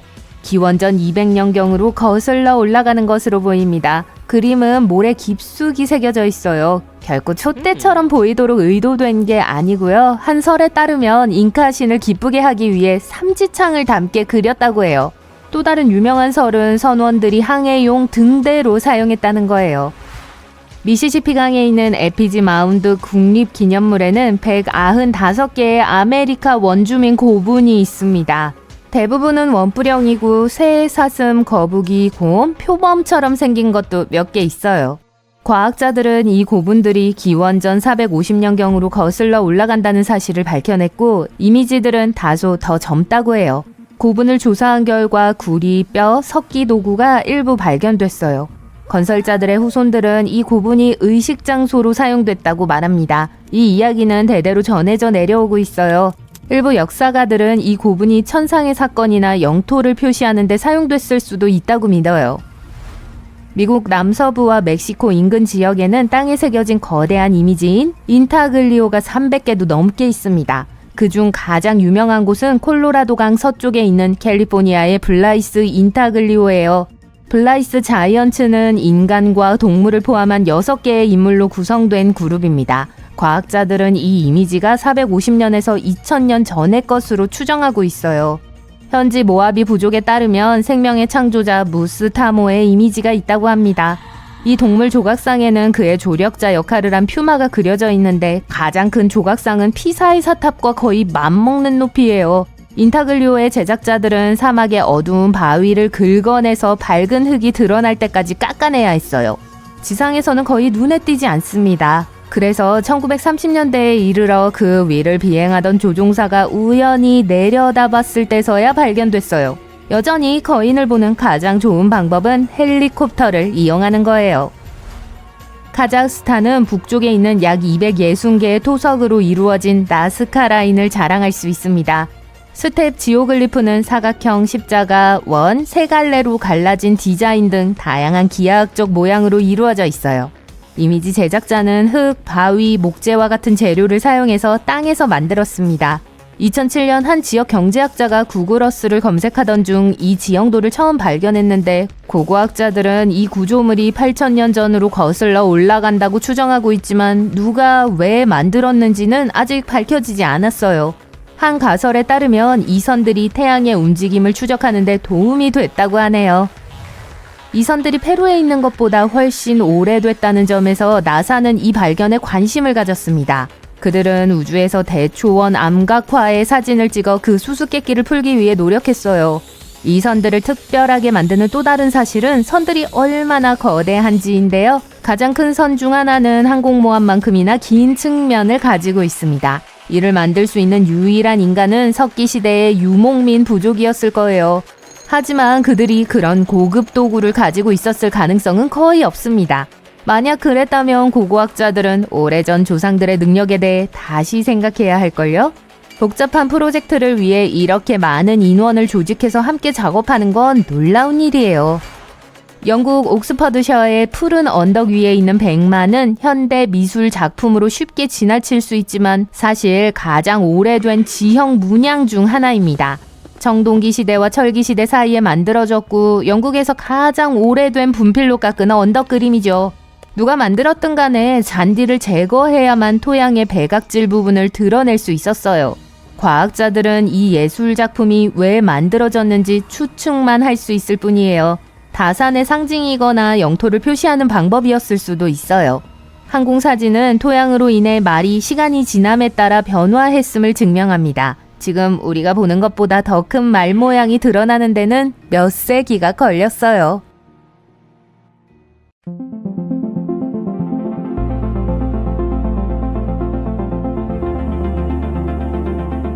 아래 있는 이 투석기 같은 시스템이 우리에게 무한한 에너지를 가져다 줄지도 몰라요. 최근 중국 과학자들이 제안한 발사 시스템 개념인데요. 해머 던지기처럼 발사팔을 회전시켜 물체를 날리는 방식이에요. 이 팔의 길이는 약 50m 정도로 달의 탈출 속도에 도달할 때까지 가속한 다음 휙 캡슐을 우주로 보내는 거예요. 이 대담한 아이디어의 비용은 약 180억 달러예요. 와, 비싸죠? 하지만 분명 그만한 가치가 있을 거예요. 이 시스템은 태양 전지판과 원자력으로 작동해요. 또한 발사할 때마다 사용한 에너지의 70% 이상을 회수할 수 있어요. 달은 중력이 아주 약해요. 대기도 거의 없어서 공기가 우리를 누르지 않아요. 그래서 물건을 발사하기가 훨씬 쉬워요. 근데 왜 이게 필요할까요? 주요 목적은 헬륨3를 운송하는 거예요. 헬륨3는 정말 멋진 헬륨의 동위원소예요. 가장 놀라운 점은 핵분열의 연료가 될 수 있다는 거예요. 이건 태양을 포함한 별에서 일어나는 과정이에요. 지구에서 핵융합을 재현할 수 있다면 발전소를 위한 깨끗하고 거의 무한한 에너지원을 만들 수 있어요. 하지만 헬륨3는 지구에서 정말 핵유예요. 가끔 해저의 화산암층에서 발견되기도 해요. 그건 삼중수소라는 또 다른 희귀원소의 산물이기 때문이에요. 삼중수소는 보통 원자로에서 만들어서 야광 페인트 같은 멋진 것에 쓰이죠. 하지만 삼중수소의 문제점은 붕괴해서 헬륨3이 되기까지 아주 오랜 시간이 걸린다는 거예요. 달에는 헬륨3이 약 100만 톤이나 있어요. 헬륨3 20톤이면 중국의 연간 전력 수요를 충족할 수 있어요. 사실 달 토양에는 전 세계를 1000년 넘게 가동할 수 있는 헬륨3 있어요. 근데 왜 달에는 헬륨3 이렇게 많고 지구에는 거의 없을까요? 헬륨3 태양에서 나와서 태양통을 타고 오기 때문이에요. 태양토는 위험한 입자들의 흐름과 같아요. 방사선이 엄청 강하거든요. 지구의 두꺼운 대기와 자기장이 우리를 보호해 주죠. 그 입자들로부터 거의 완벽하게 막아주지만 안타깝게도 헬륨3 같은 좋은 것도 함께 막아버려요. 하지만 달의 대기는 아주 얇아서 태양풍을 계속 막고 있어요. 그래서 수십억 년 동안 헬륨3 쌓여서 이제 달 표면에 흩어져 있는 거예요. 하지만 채굴에서 지구로 가져오는 건 쉽지 않아요. 엄청 비싸거든요. 생각해보세요. 로켓은 중력에서 벗어나려면 엄청난 양의 연료가 필요해요. 우주선의 모든 볼트와 나사 하나하나가 방사선 같은 극한의 환경을 견디도록 설계되어야 해요. 게다가 문제없이 작동하도록 로켓 과학자들이 밤낮으로 일해야 하죠. 달에서 뭔가 고장나면 수리기사를 부를 수 없으니까요. 그래서 보통 약 500g을 달에 보내는데 50만 달러 정도가 들어요. 나사의 추정치예요. 감이 잘 안 오면 사과 하나를 달에 보내는 비용을 계산해 볼까요? 보통 사과 무게는 약 180g이니까 그 웃긴 임무에 최소 20만 달러가 들 거예요. 비교하자면 중국의 발사 시스템은 약 80톤이에요. 또 다른 문제는 달 표면이 장비에 아주 혹독하다는 거예요. 예를 들면 기이한 달먼지 같은 것 말이에요. 60년대 달 착륙이라는 작은 사건이 있었죠. 아폴로 우주비행사들이 달에서 돌아왔을 때 몸에 이상한 증상이 나타났어요. 목이 아프고 눈물이 났거든요. 다행히 무서운 달병은 아니었어요. 알고 보니 우주복에 달먼지가 많이 붙어 있었던 거예요. 이 먼지는 무해해 보이지만 머리카락보다 훨씬 작으면서도 유리처럼 날카로운 입자로 되어 있어요. 지구에서 심각한 폐질환을 일으키고 광부들에게 흔한 문제인 규산염이 들어있어요. 그래서 달꽃가루 알레르기가 생긴 거예요. 적어도 나사 우주비행사 해리슨 슈미트는 그렇게 불렀어요. 발을 걸었던 12명의 우주비행사 모두 재채기를 하고 코가 막혔어요. 증상이 사라지는데 며칠이 걸리기도 했어요.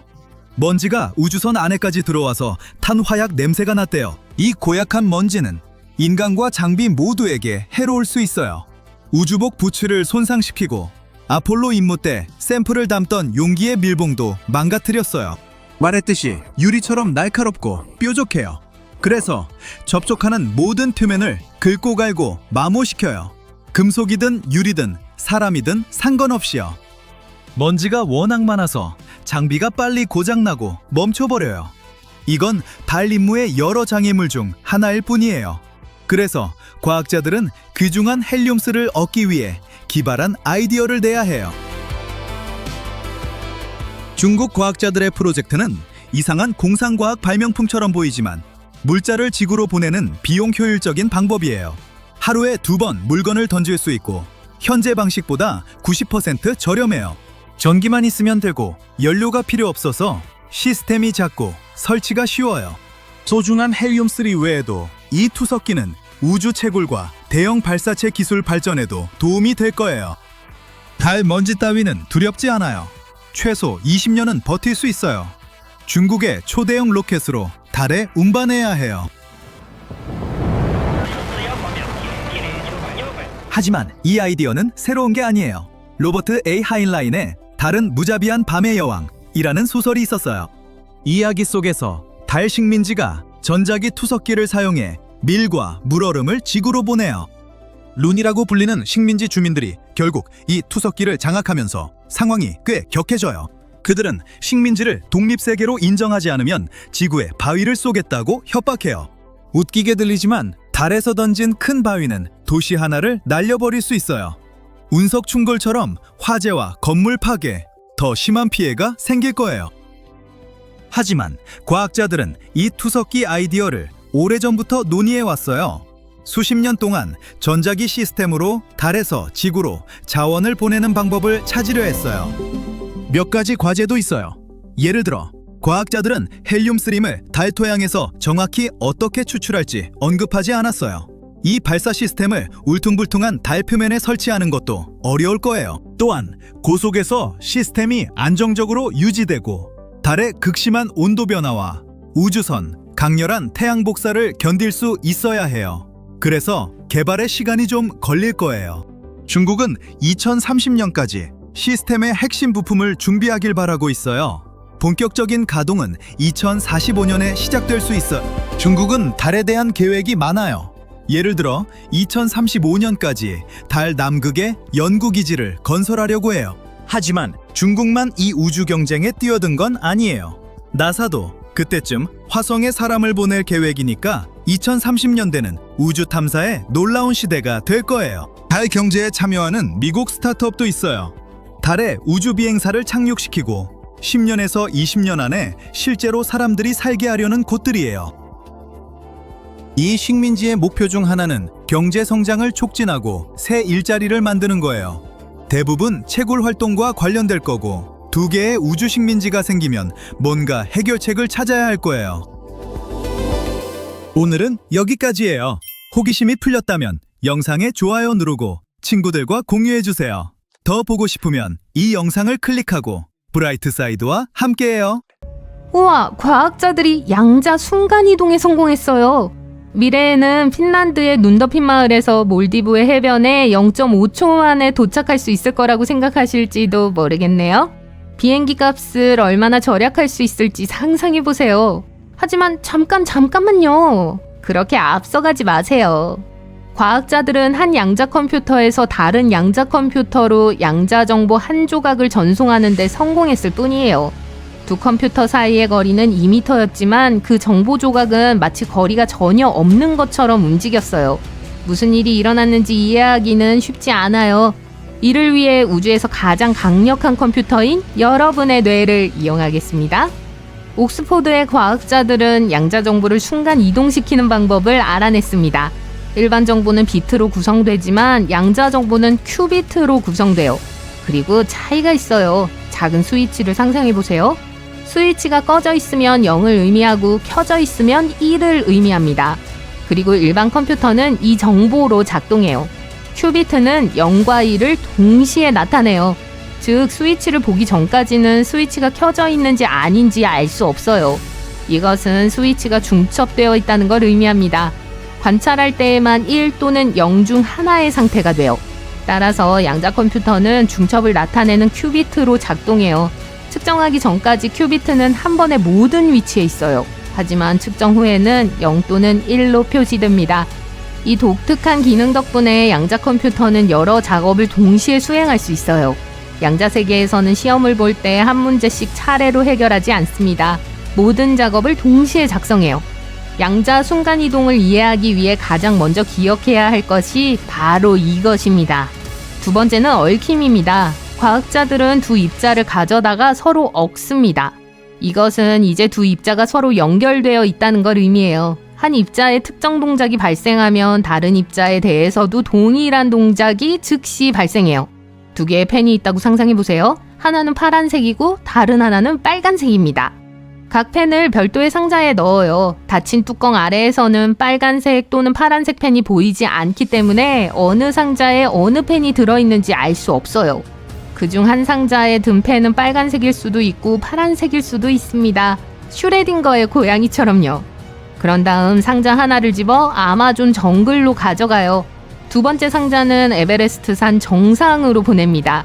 정글에서 상자를 열고 파란색 펜을 보자마자 에베레스트 산의 펜이 빨간색이라는 걸 바로 알 수 있어요. 이것이 바로 얽힌 입자에 일어나는 일입니다. 예를 들어 은하 한쪽 끝에 있는 입자 중 하나가 빨간색으로 변하면 은하 반대쪽 끝에 있는 쌍둥이 입자가 이에 즉시 반응하여 마치 거리가 전혀 없는 것처럼 파란색으로 변해요. 이 쌍둥이 입자는 서로를 감지하고 즉각적으로 반응합니다. 이렇게 한 입자에서 다른 입자로 양자 상태가 이동하는 것을 양자 순간이동이라고 합니다. 하지만 과학자들은 이에 대해 오랫동안 알고 있었어요. 그렇다면 어떤 새로운 것을 발견했을까요? 그들은 양자 순간이동을 사용하여 슈퍼컴퓨터를 작동시켰어요. 일반 컴퓨터는 케이블, 무선 와이파이, 로컬 영역 네트워크를 사용하여 서로 통신합니다. 이 모든 것이 한 컴퓨터에서 다른 컴퓨터로 매우 빠른 속도로 정보를 전송하지만 순간이동은 아닙니다. 전송되는 각 정보 비트에는 이동 속도가 있습니다. 하지만 이제 양자 덕분에 과학자들은 정보를 전송하는 대신 순간 이동시킬 수 있게 되었어요. 현재 양자 컴퓨터는 매우 연약하고 무거워요. 조금만 잘못 움직여도 고장날 수 있어요. 하지만 양자 순간 이동을 이용하면 부품이 서로 멀리 떨어져 있어도 하나의 강력한 슈퍼컴퓨터로 결합할 수 있습니다. 지금까지 이 거리는 2m였지만 과학자들은 계속 실험하고 있습니다. 두 입자가 마치 거리가 존재하지 않는 것처럼 서로 반응하는 거예요. 하지만 컴퓨터에서 순간이동이란 정확히 무엇일까요? 조금 더 머리를 써야 할 것 같아요.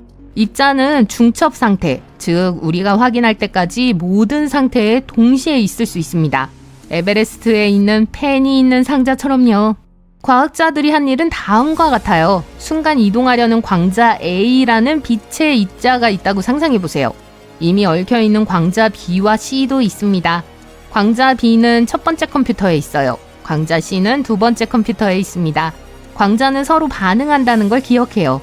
즉, 한 광자를 측정하고 바라보면 두 번째 광자가 즉시 그것을 느끼고 적절한 모양을 취합니다. 지금 보고 있는 건 아니에요. 그냥 이 사실만 기억하세요.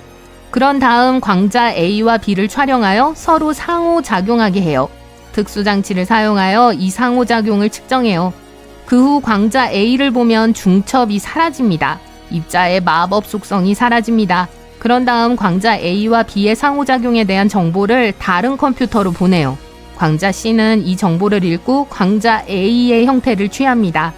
원래의 광자 A는 사라지고 광자 C는 광자 A가 됩니다. 그렇다면 과학자들은 입자를 어떻게 얽히게 만들까요?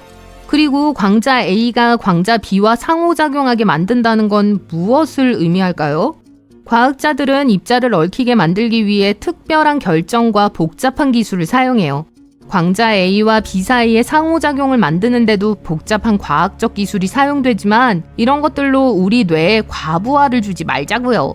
잠시 정리할 시간입니다. 무슨 일이 있었는지 간단히 요약해 드릴게요. 광자 A는 순간이동하려는 광자입니다. 광자 B와 C는 쌍둥이처럼 미리 얽혀 있는 상태예요. A와 B는 서로 상호작용합니다. 우리는 A를 읽습니다. 이 정보는 C로 전송됩니다. C는 A의 복사본이 되고 A는 사라집니다. 2002년에 과학자들은 이런 방식으로 레이저 빔을 순간 이동시키는 데 성공했어요. 2006년에는 레이저에서 원자구름으로 정보를 순간 이동시켰어요. 매우 어렵게 들리죠? 2012년에는 광자를 도시의 한쪽 끝에서 다른 쪽 끝으로 순간 이동시켰습니다.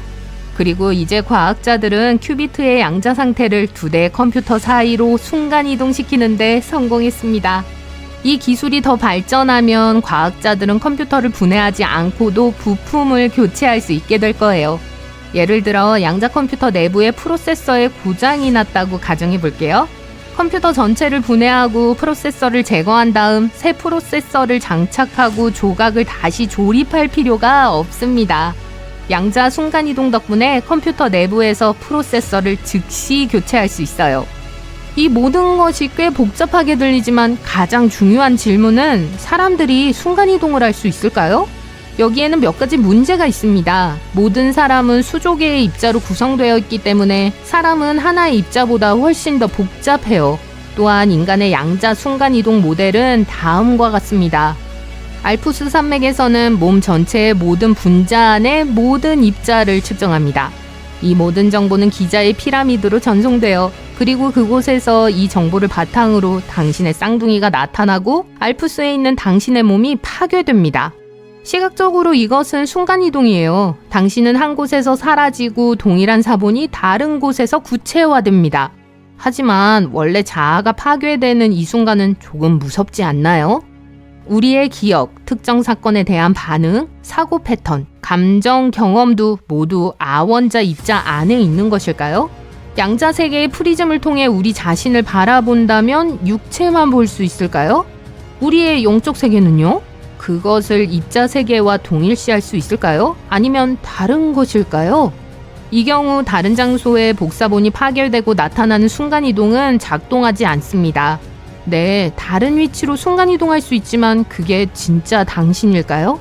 그리고 순간이동 후 당신의 일부가 소실되지 않을 것이라는 보장이 있을까요?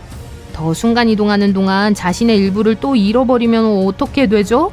현재로서는 기차와 비행기가 훨씬 더 안전해 보이네요. 수십 년 동안 사람들은 우주 탐험을 꿈꿔왔습니다.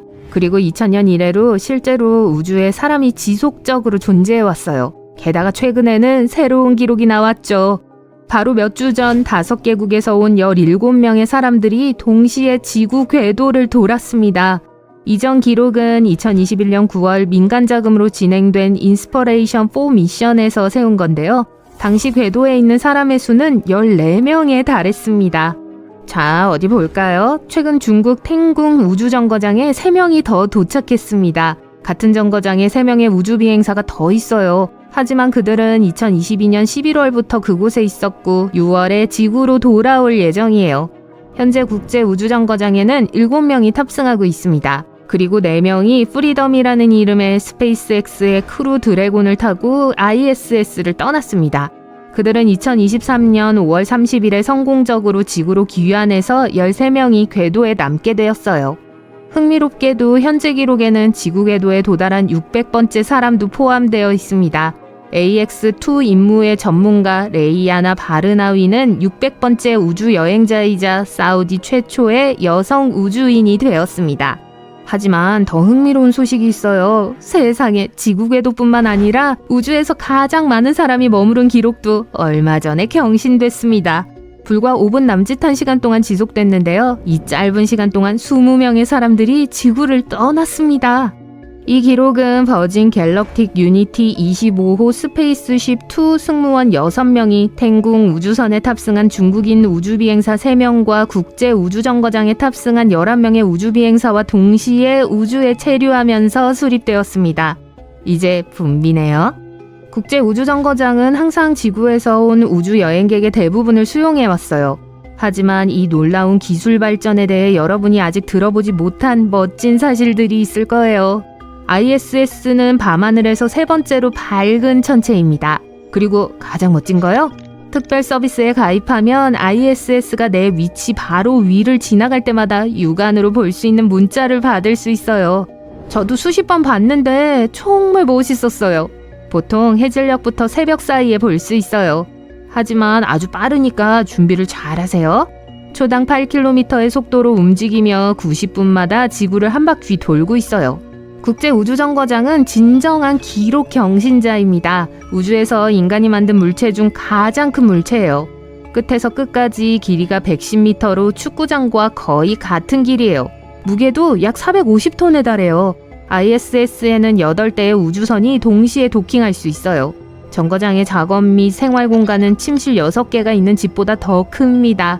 우주비행사들은 6개의 수면실, 체육관, 2개의 욕실을 사용하며 특별한 통창을 통해 360도의 아름다운 경치를 감상할 수 있어요. 이제 본론으로 들어가죠. ISS에서는 역겨운 냄새를 많이 맡을 필요가 없어요. 우주비행사가 우주로 가져가는 모든 물건의 냄새를 맡는 특수 훈련을 받은 사람이 있습니다. 불쾌한 냄새로부터 그들을 보호하기 위해서인데요. 문제는 내부의 냄새가 마음에 들지 않아도 우주 공간에서 환기를 시킬 수 없다는 거예요. 그렇기 때문에 나사는 어떤 종류의 냄새가 허용되는지 매우 신중하게 관리하고 있습니다.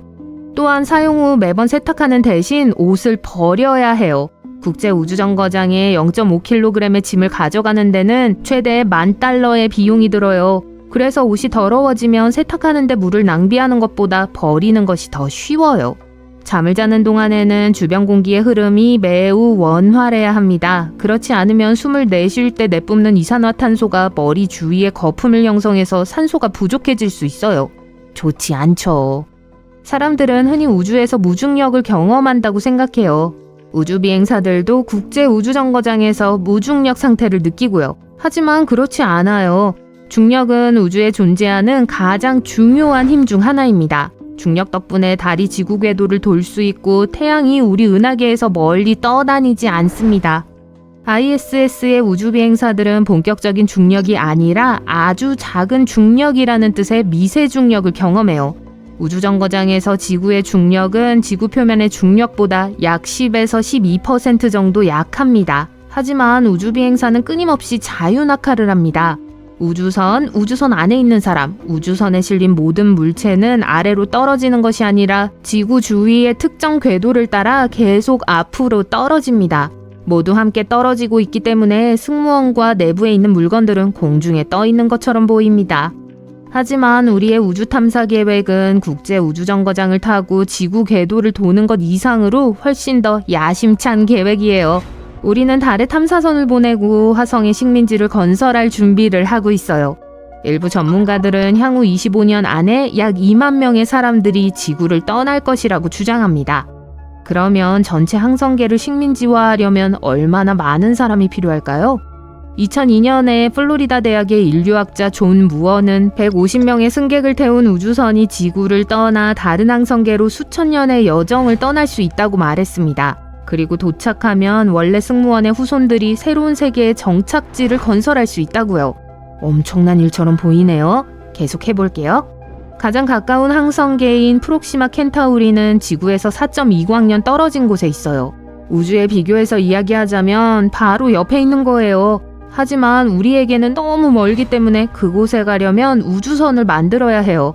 문제는 충분한 유전적 다양성을 확보하기 위해 얼마나 많은 사람을 우주선에 보내야 하는가 하는 건데요. 새로운 연구에서 150명 이상이어야 한다는 존 무어의 주장에 동의하지 않는 연구 결과가 나왔습니다. 포틀랜드 주립대학의 한 과학자에 따르면 이렇게 먼 세계로 여행하는 우주선에는 최소 10,000명이 탑승해야 한다고 해요. 이 숫자는 임무의 성공을 보장할 수 있죠. 4만 명이라면 더 좋겠지만 전례 없는 험난한 여정에서 여행객들에게 어떤 일이 일어날지 누가 알겠어요. 현재 나사는 먼 태양계는 말할 것도 없고 화성에도 인간을 보낼 준비가 되어 있지 않습니다. 하지만 몇몇 민간단체가 이 프로젝트를 진행하고 있어요. 이들은 다음 세기에는 성간 여행이 가능해지기를 희망해요. 추진 속도가 크게 증가해서 별과 별 사이의 여행 시간을 단 몇백 년으로 줄일 수 있을 것으로 기대하고 있어요. 연구원들은 이러한 성간 미션에서 얼마나 많은 다양한 시나리오가 펼쳐질 수 있는지 파악하기 위해 여러 시뮬레이션을 구축했습니다. 그리고 이 임무의 성공 여부는 출발 인구의 규모에 크게 좌우된다는 결론에 도달했죠. 인구가 많을수록 유전적 다양성은 여행자들을 건강하게 유지할 수 있습니다. 150명으로는 유전적 변이를 유지하기에 충분하지 않아요. 500명만 있어도 충분하지 않을 거예요. 동시에 다른 태양계로 4만 명을 보내면 변동의 100%를 유지할 수 있을 거예요. 10,000명의 여행자라도 시나리오를 비교적 안정적으로 만들 수 있습니다. 즉, 10,000명에서 4만 명 사이의 숫자는 꽤 안전한 베팅이 될 거예요. 하지만 물론 우주선 한 대로 많은 사람을 우주로 보낼 수는 없습니다. 여러 대를 만들어서 사람들을 분산시켜야 할 거예요. 이 우주선들은 모듈식으로 제작되어 무역이나 사교 모임을 위해 함께 도킹할 수 있습니다. 유전적 다양성을 위해서겠죠. 반면 우주선들은 개별적으로 이동하기 때문에 한 대가 재난을 당해도 나머지는 무사할 수 있습니다. 그렇지만 성간 여행을 가능하게 하려면 연구원들과 엔지니어들은 수많은 장애물을 극복해야 해요.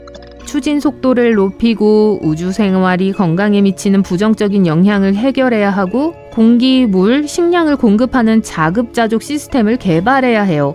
아니면 그냥 지구를 고치고 집에 머물기로 결정할 수도 있고요. 흑해라고도 불리는 신비의 바다로 뛰어들 준비하세요.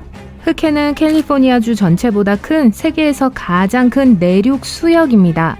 수십 척의 난파선과 비밀 수중 터널이 있으며 어떤 사람들은 이곳이 6단계에 걸쳐 채굴된 고대 채석장이라고 믿기도 해요. 흑해는 염분이 높고 낮은 수직층이 뚜렷하게 구분되어 있어 서로 섞이지 않습니다. 짠물은 지중해에서, 담수는 강에서 흘러들어와요. 유럽에서 가장 큰 강 중 10개가 흑해로 흘러들어갑니다. 증발로 인해 손실되는 물보다 강과 강우량에서 더 많은 담수를 공급받습니다. 여분의 물은 보스포러스 해협을 통해 마르마라 해로 흘러들어가요. 해협을 통과하는 두 가지 흐름이 있습니다. 상류는 흑해를 떠나며 표층수를 가져옵니다. 하류는 지중해에서 흑해로 바닷물을 운반해요. 그렇기 때문에 흑해의 상층은 염분이 많은 하층보다 밀도가 낮습니다. 대기와 광합성에서 나오는 산소는 표층에 머물러 있습니다. 중앙에 약 91m와 가장자리 근처에 최대 152m보다 깊은 곳은 생명체가 살기에 적합하지 않아요. 특정 박테리아만이 이러한 조건에서 생존할 수 있습니다. 흑해의 깊은 곳에는 공기가 없지만 상층에는 약 750종의 식물성 플랑크톤이 서식하고 있습니다. 해안 지역에서는 어류와 무척추 동물의 알과 유충이 차갑게 식습니다. 또한 흑해에는 180여 종의 어류가 서식하며 그 중에는 전갱이, 곱상어, 스프렉과 같은 귀한 어종도 있어요. 흑해의 수위는 밀물이나 썰물이 없기 때문에 항상 동일합니다. 그래서 바다는 항상 잔잔하고 조용하며 고요합니다. 하지만 한 가지 놀라운 특징이 있는데 바로 수중 강이 있다는 점이에요. 바로 보스포러스 해협을 통과해 해저를 따라 흐르는 바닷물의 흐름이에요. 이 놀라운 발견은 리즈 대학교의 과학자들에 의해 이루어졌으며 2010년에 발표되었습니다. 이 해저강은 지금까지 발견된 이런 유형으로는 최초예요. 이 강은 지중해의 짠 바닷물이 보스포러스 해협을 통해 염분이 훨씬 적은 흑해로 흘러들어가기 때문에 형성됩니다. 공기가 통하지 않는 해역은 해저에 숨어있는 생물들을 위한 이상적인 보존 구역입니다. 흑해는 난파선의 보물창고와도 같은 곳인데 우연히 발견됐어요. 일부 해양 고고학자들은 마지막 빙하기 이후 해수면이 얼마나 빨리 상승했는지 알아보기 위해 해수면을 연구하고 있어요. 그러던 중 이전에 알려지지 않았던 40여 척의 난파선을 우연히 발견했습니다. 연구원들은 원격으로 작동하는 2대의 차량을 이용해 해저와 난파선을 탐사했습니다. 덕분에 수천 장의 고해상도 사진을 이어붙여 만든 선박의 동영상과 상세한 3D 이미지를 확보할 수 있었죠. 뉴욕타임스에 따르면 발견된 44척의 선박 중 눈에 띄는 발견은 13세기 또는 14세기에 만들어진 중세 무역선이에요. 탐험대원들은 아름다운 꽃잎 조각으로 장식된 오스만 제국의 한 난파선에 흑해의 꽃이라는 별명을 붙였어요. 탐험대는 다른 배에서도 코일 로프, 끌자국, 방향타 및 기타 조각과 같은 특이한 디테일을 발견했습니다. 아직까지 난파선을 발굴할 계획은 발표되지 않았습니다. 하지만 배 안에는 책, 양피지, 문서와 같은 역사적 보물이 가득할 수도 있어요. 그들을 구출해볼 가치가 있습니다.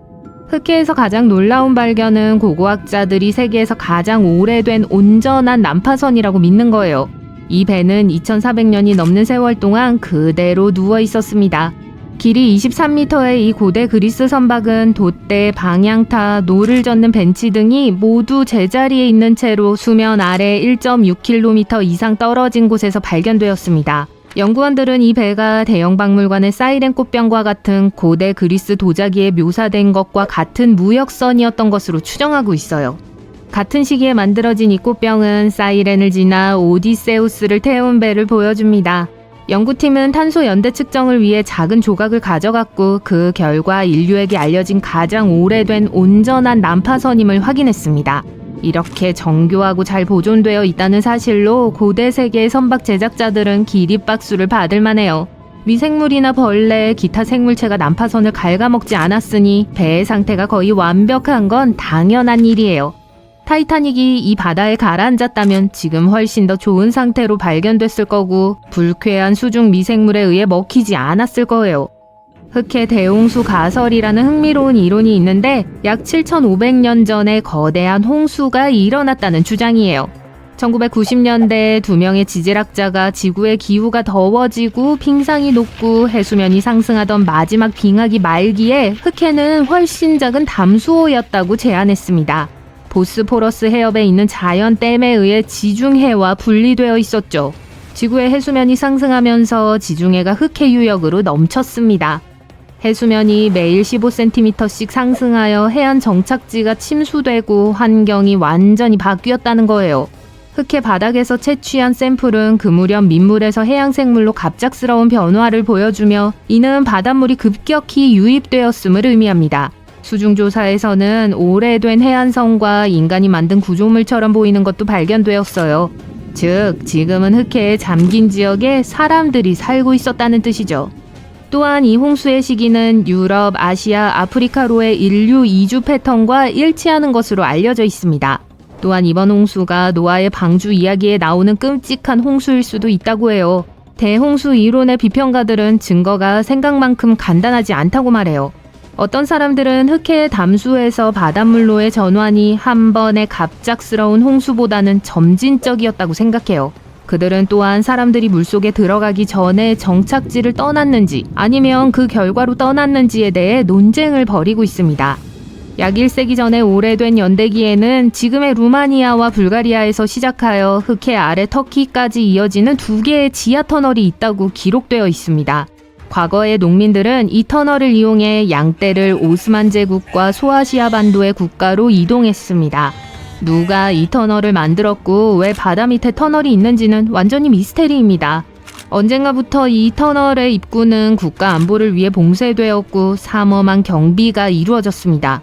보안군은 이 거대한 터널에 대해 모두 알고 있었으며 접근을 금지했습니다. 1980년대 다뉴브 흑해 운하에서 일하던 사람들이 우연히 이 신비한 터널의 또 다른 입구를 발견했습니다. 루마니아의 한 마을에 있는 공동묘지에 있는 터널이었죠. 운하 노동자들은 불가리아로 건너가기 위해 이 터널을 정기적으로 이용했습니다. 이 두 터널의 또 다른 멋진 점은 어떤 사람들은 이 터널이 수천 년 전에 만들어졌다고 생각한다는 거예요. 바다 밑에 터널을 파본 적이 있다면 지금 우리가 가진 모든 기술로도 얼마나 까다로운 일인지 아실 거예요. 따라서 터널이 정말 그렇게 오래되었다면 터널을 만든 사람은 당시로서는 매우 진보된 기술을 가지고 있었던 거예요. 흑해에는 흑해의 버뮤다 삼각지대가 있다는 전설이 있어요. 어부들은 갑자기 나타나 새떼와 배, 심지어 바다 밑에 작은 섬까지 휩쓸어가는 거친 소용돌이를 묘사합니다. 그리고 1944년에 알 수 없는 상황에서 사라진 배 한 척으로 인해 이야기가 더욱 이상해졌어요. 대낮에 녹색으로 번쩍이는 검은 안개가 갑자기 배를 둘러싸고 있었어요. 그 이후로 아무도 그 배를 본 적이 없습니다. 이 이야기가 사실인지는 아무도 확실히 알 수 없지만 흑해의 신비한 으스스한 느낌을 더하는 건 분명합니다.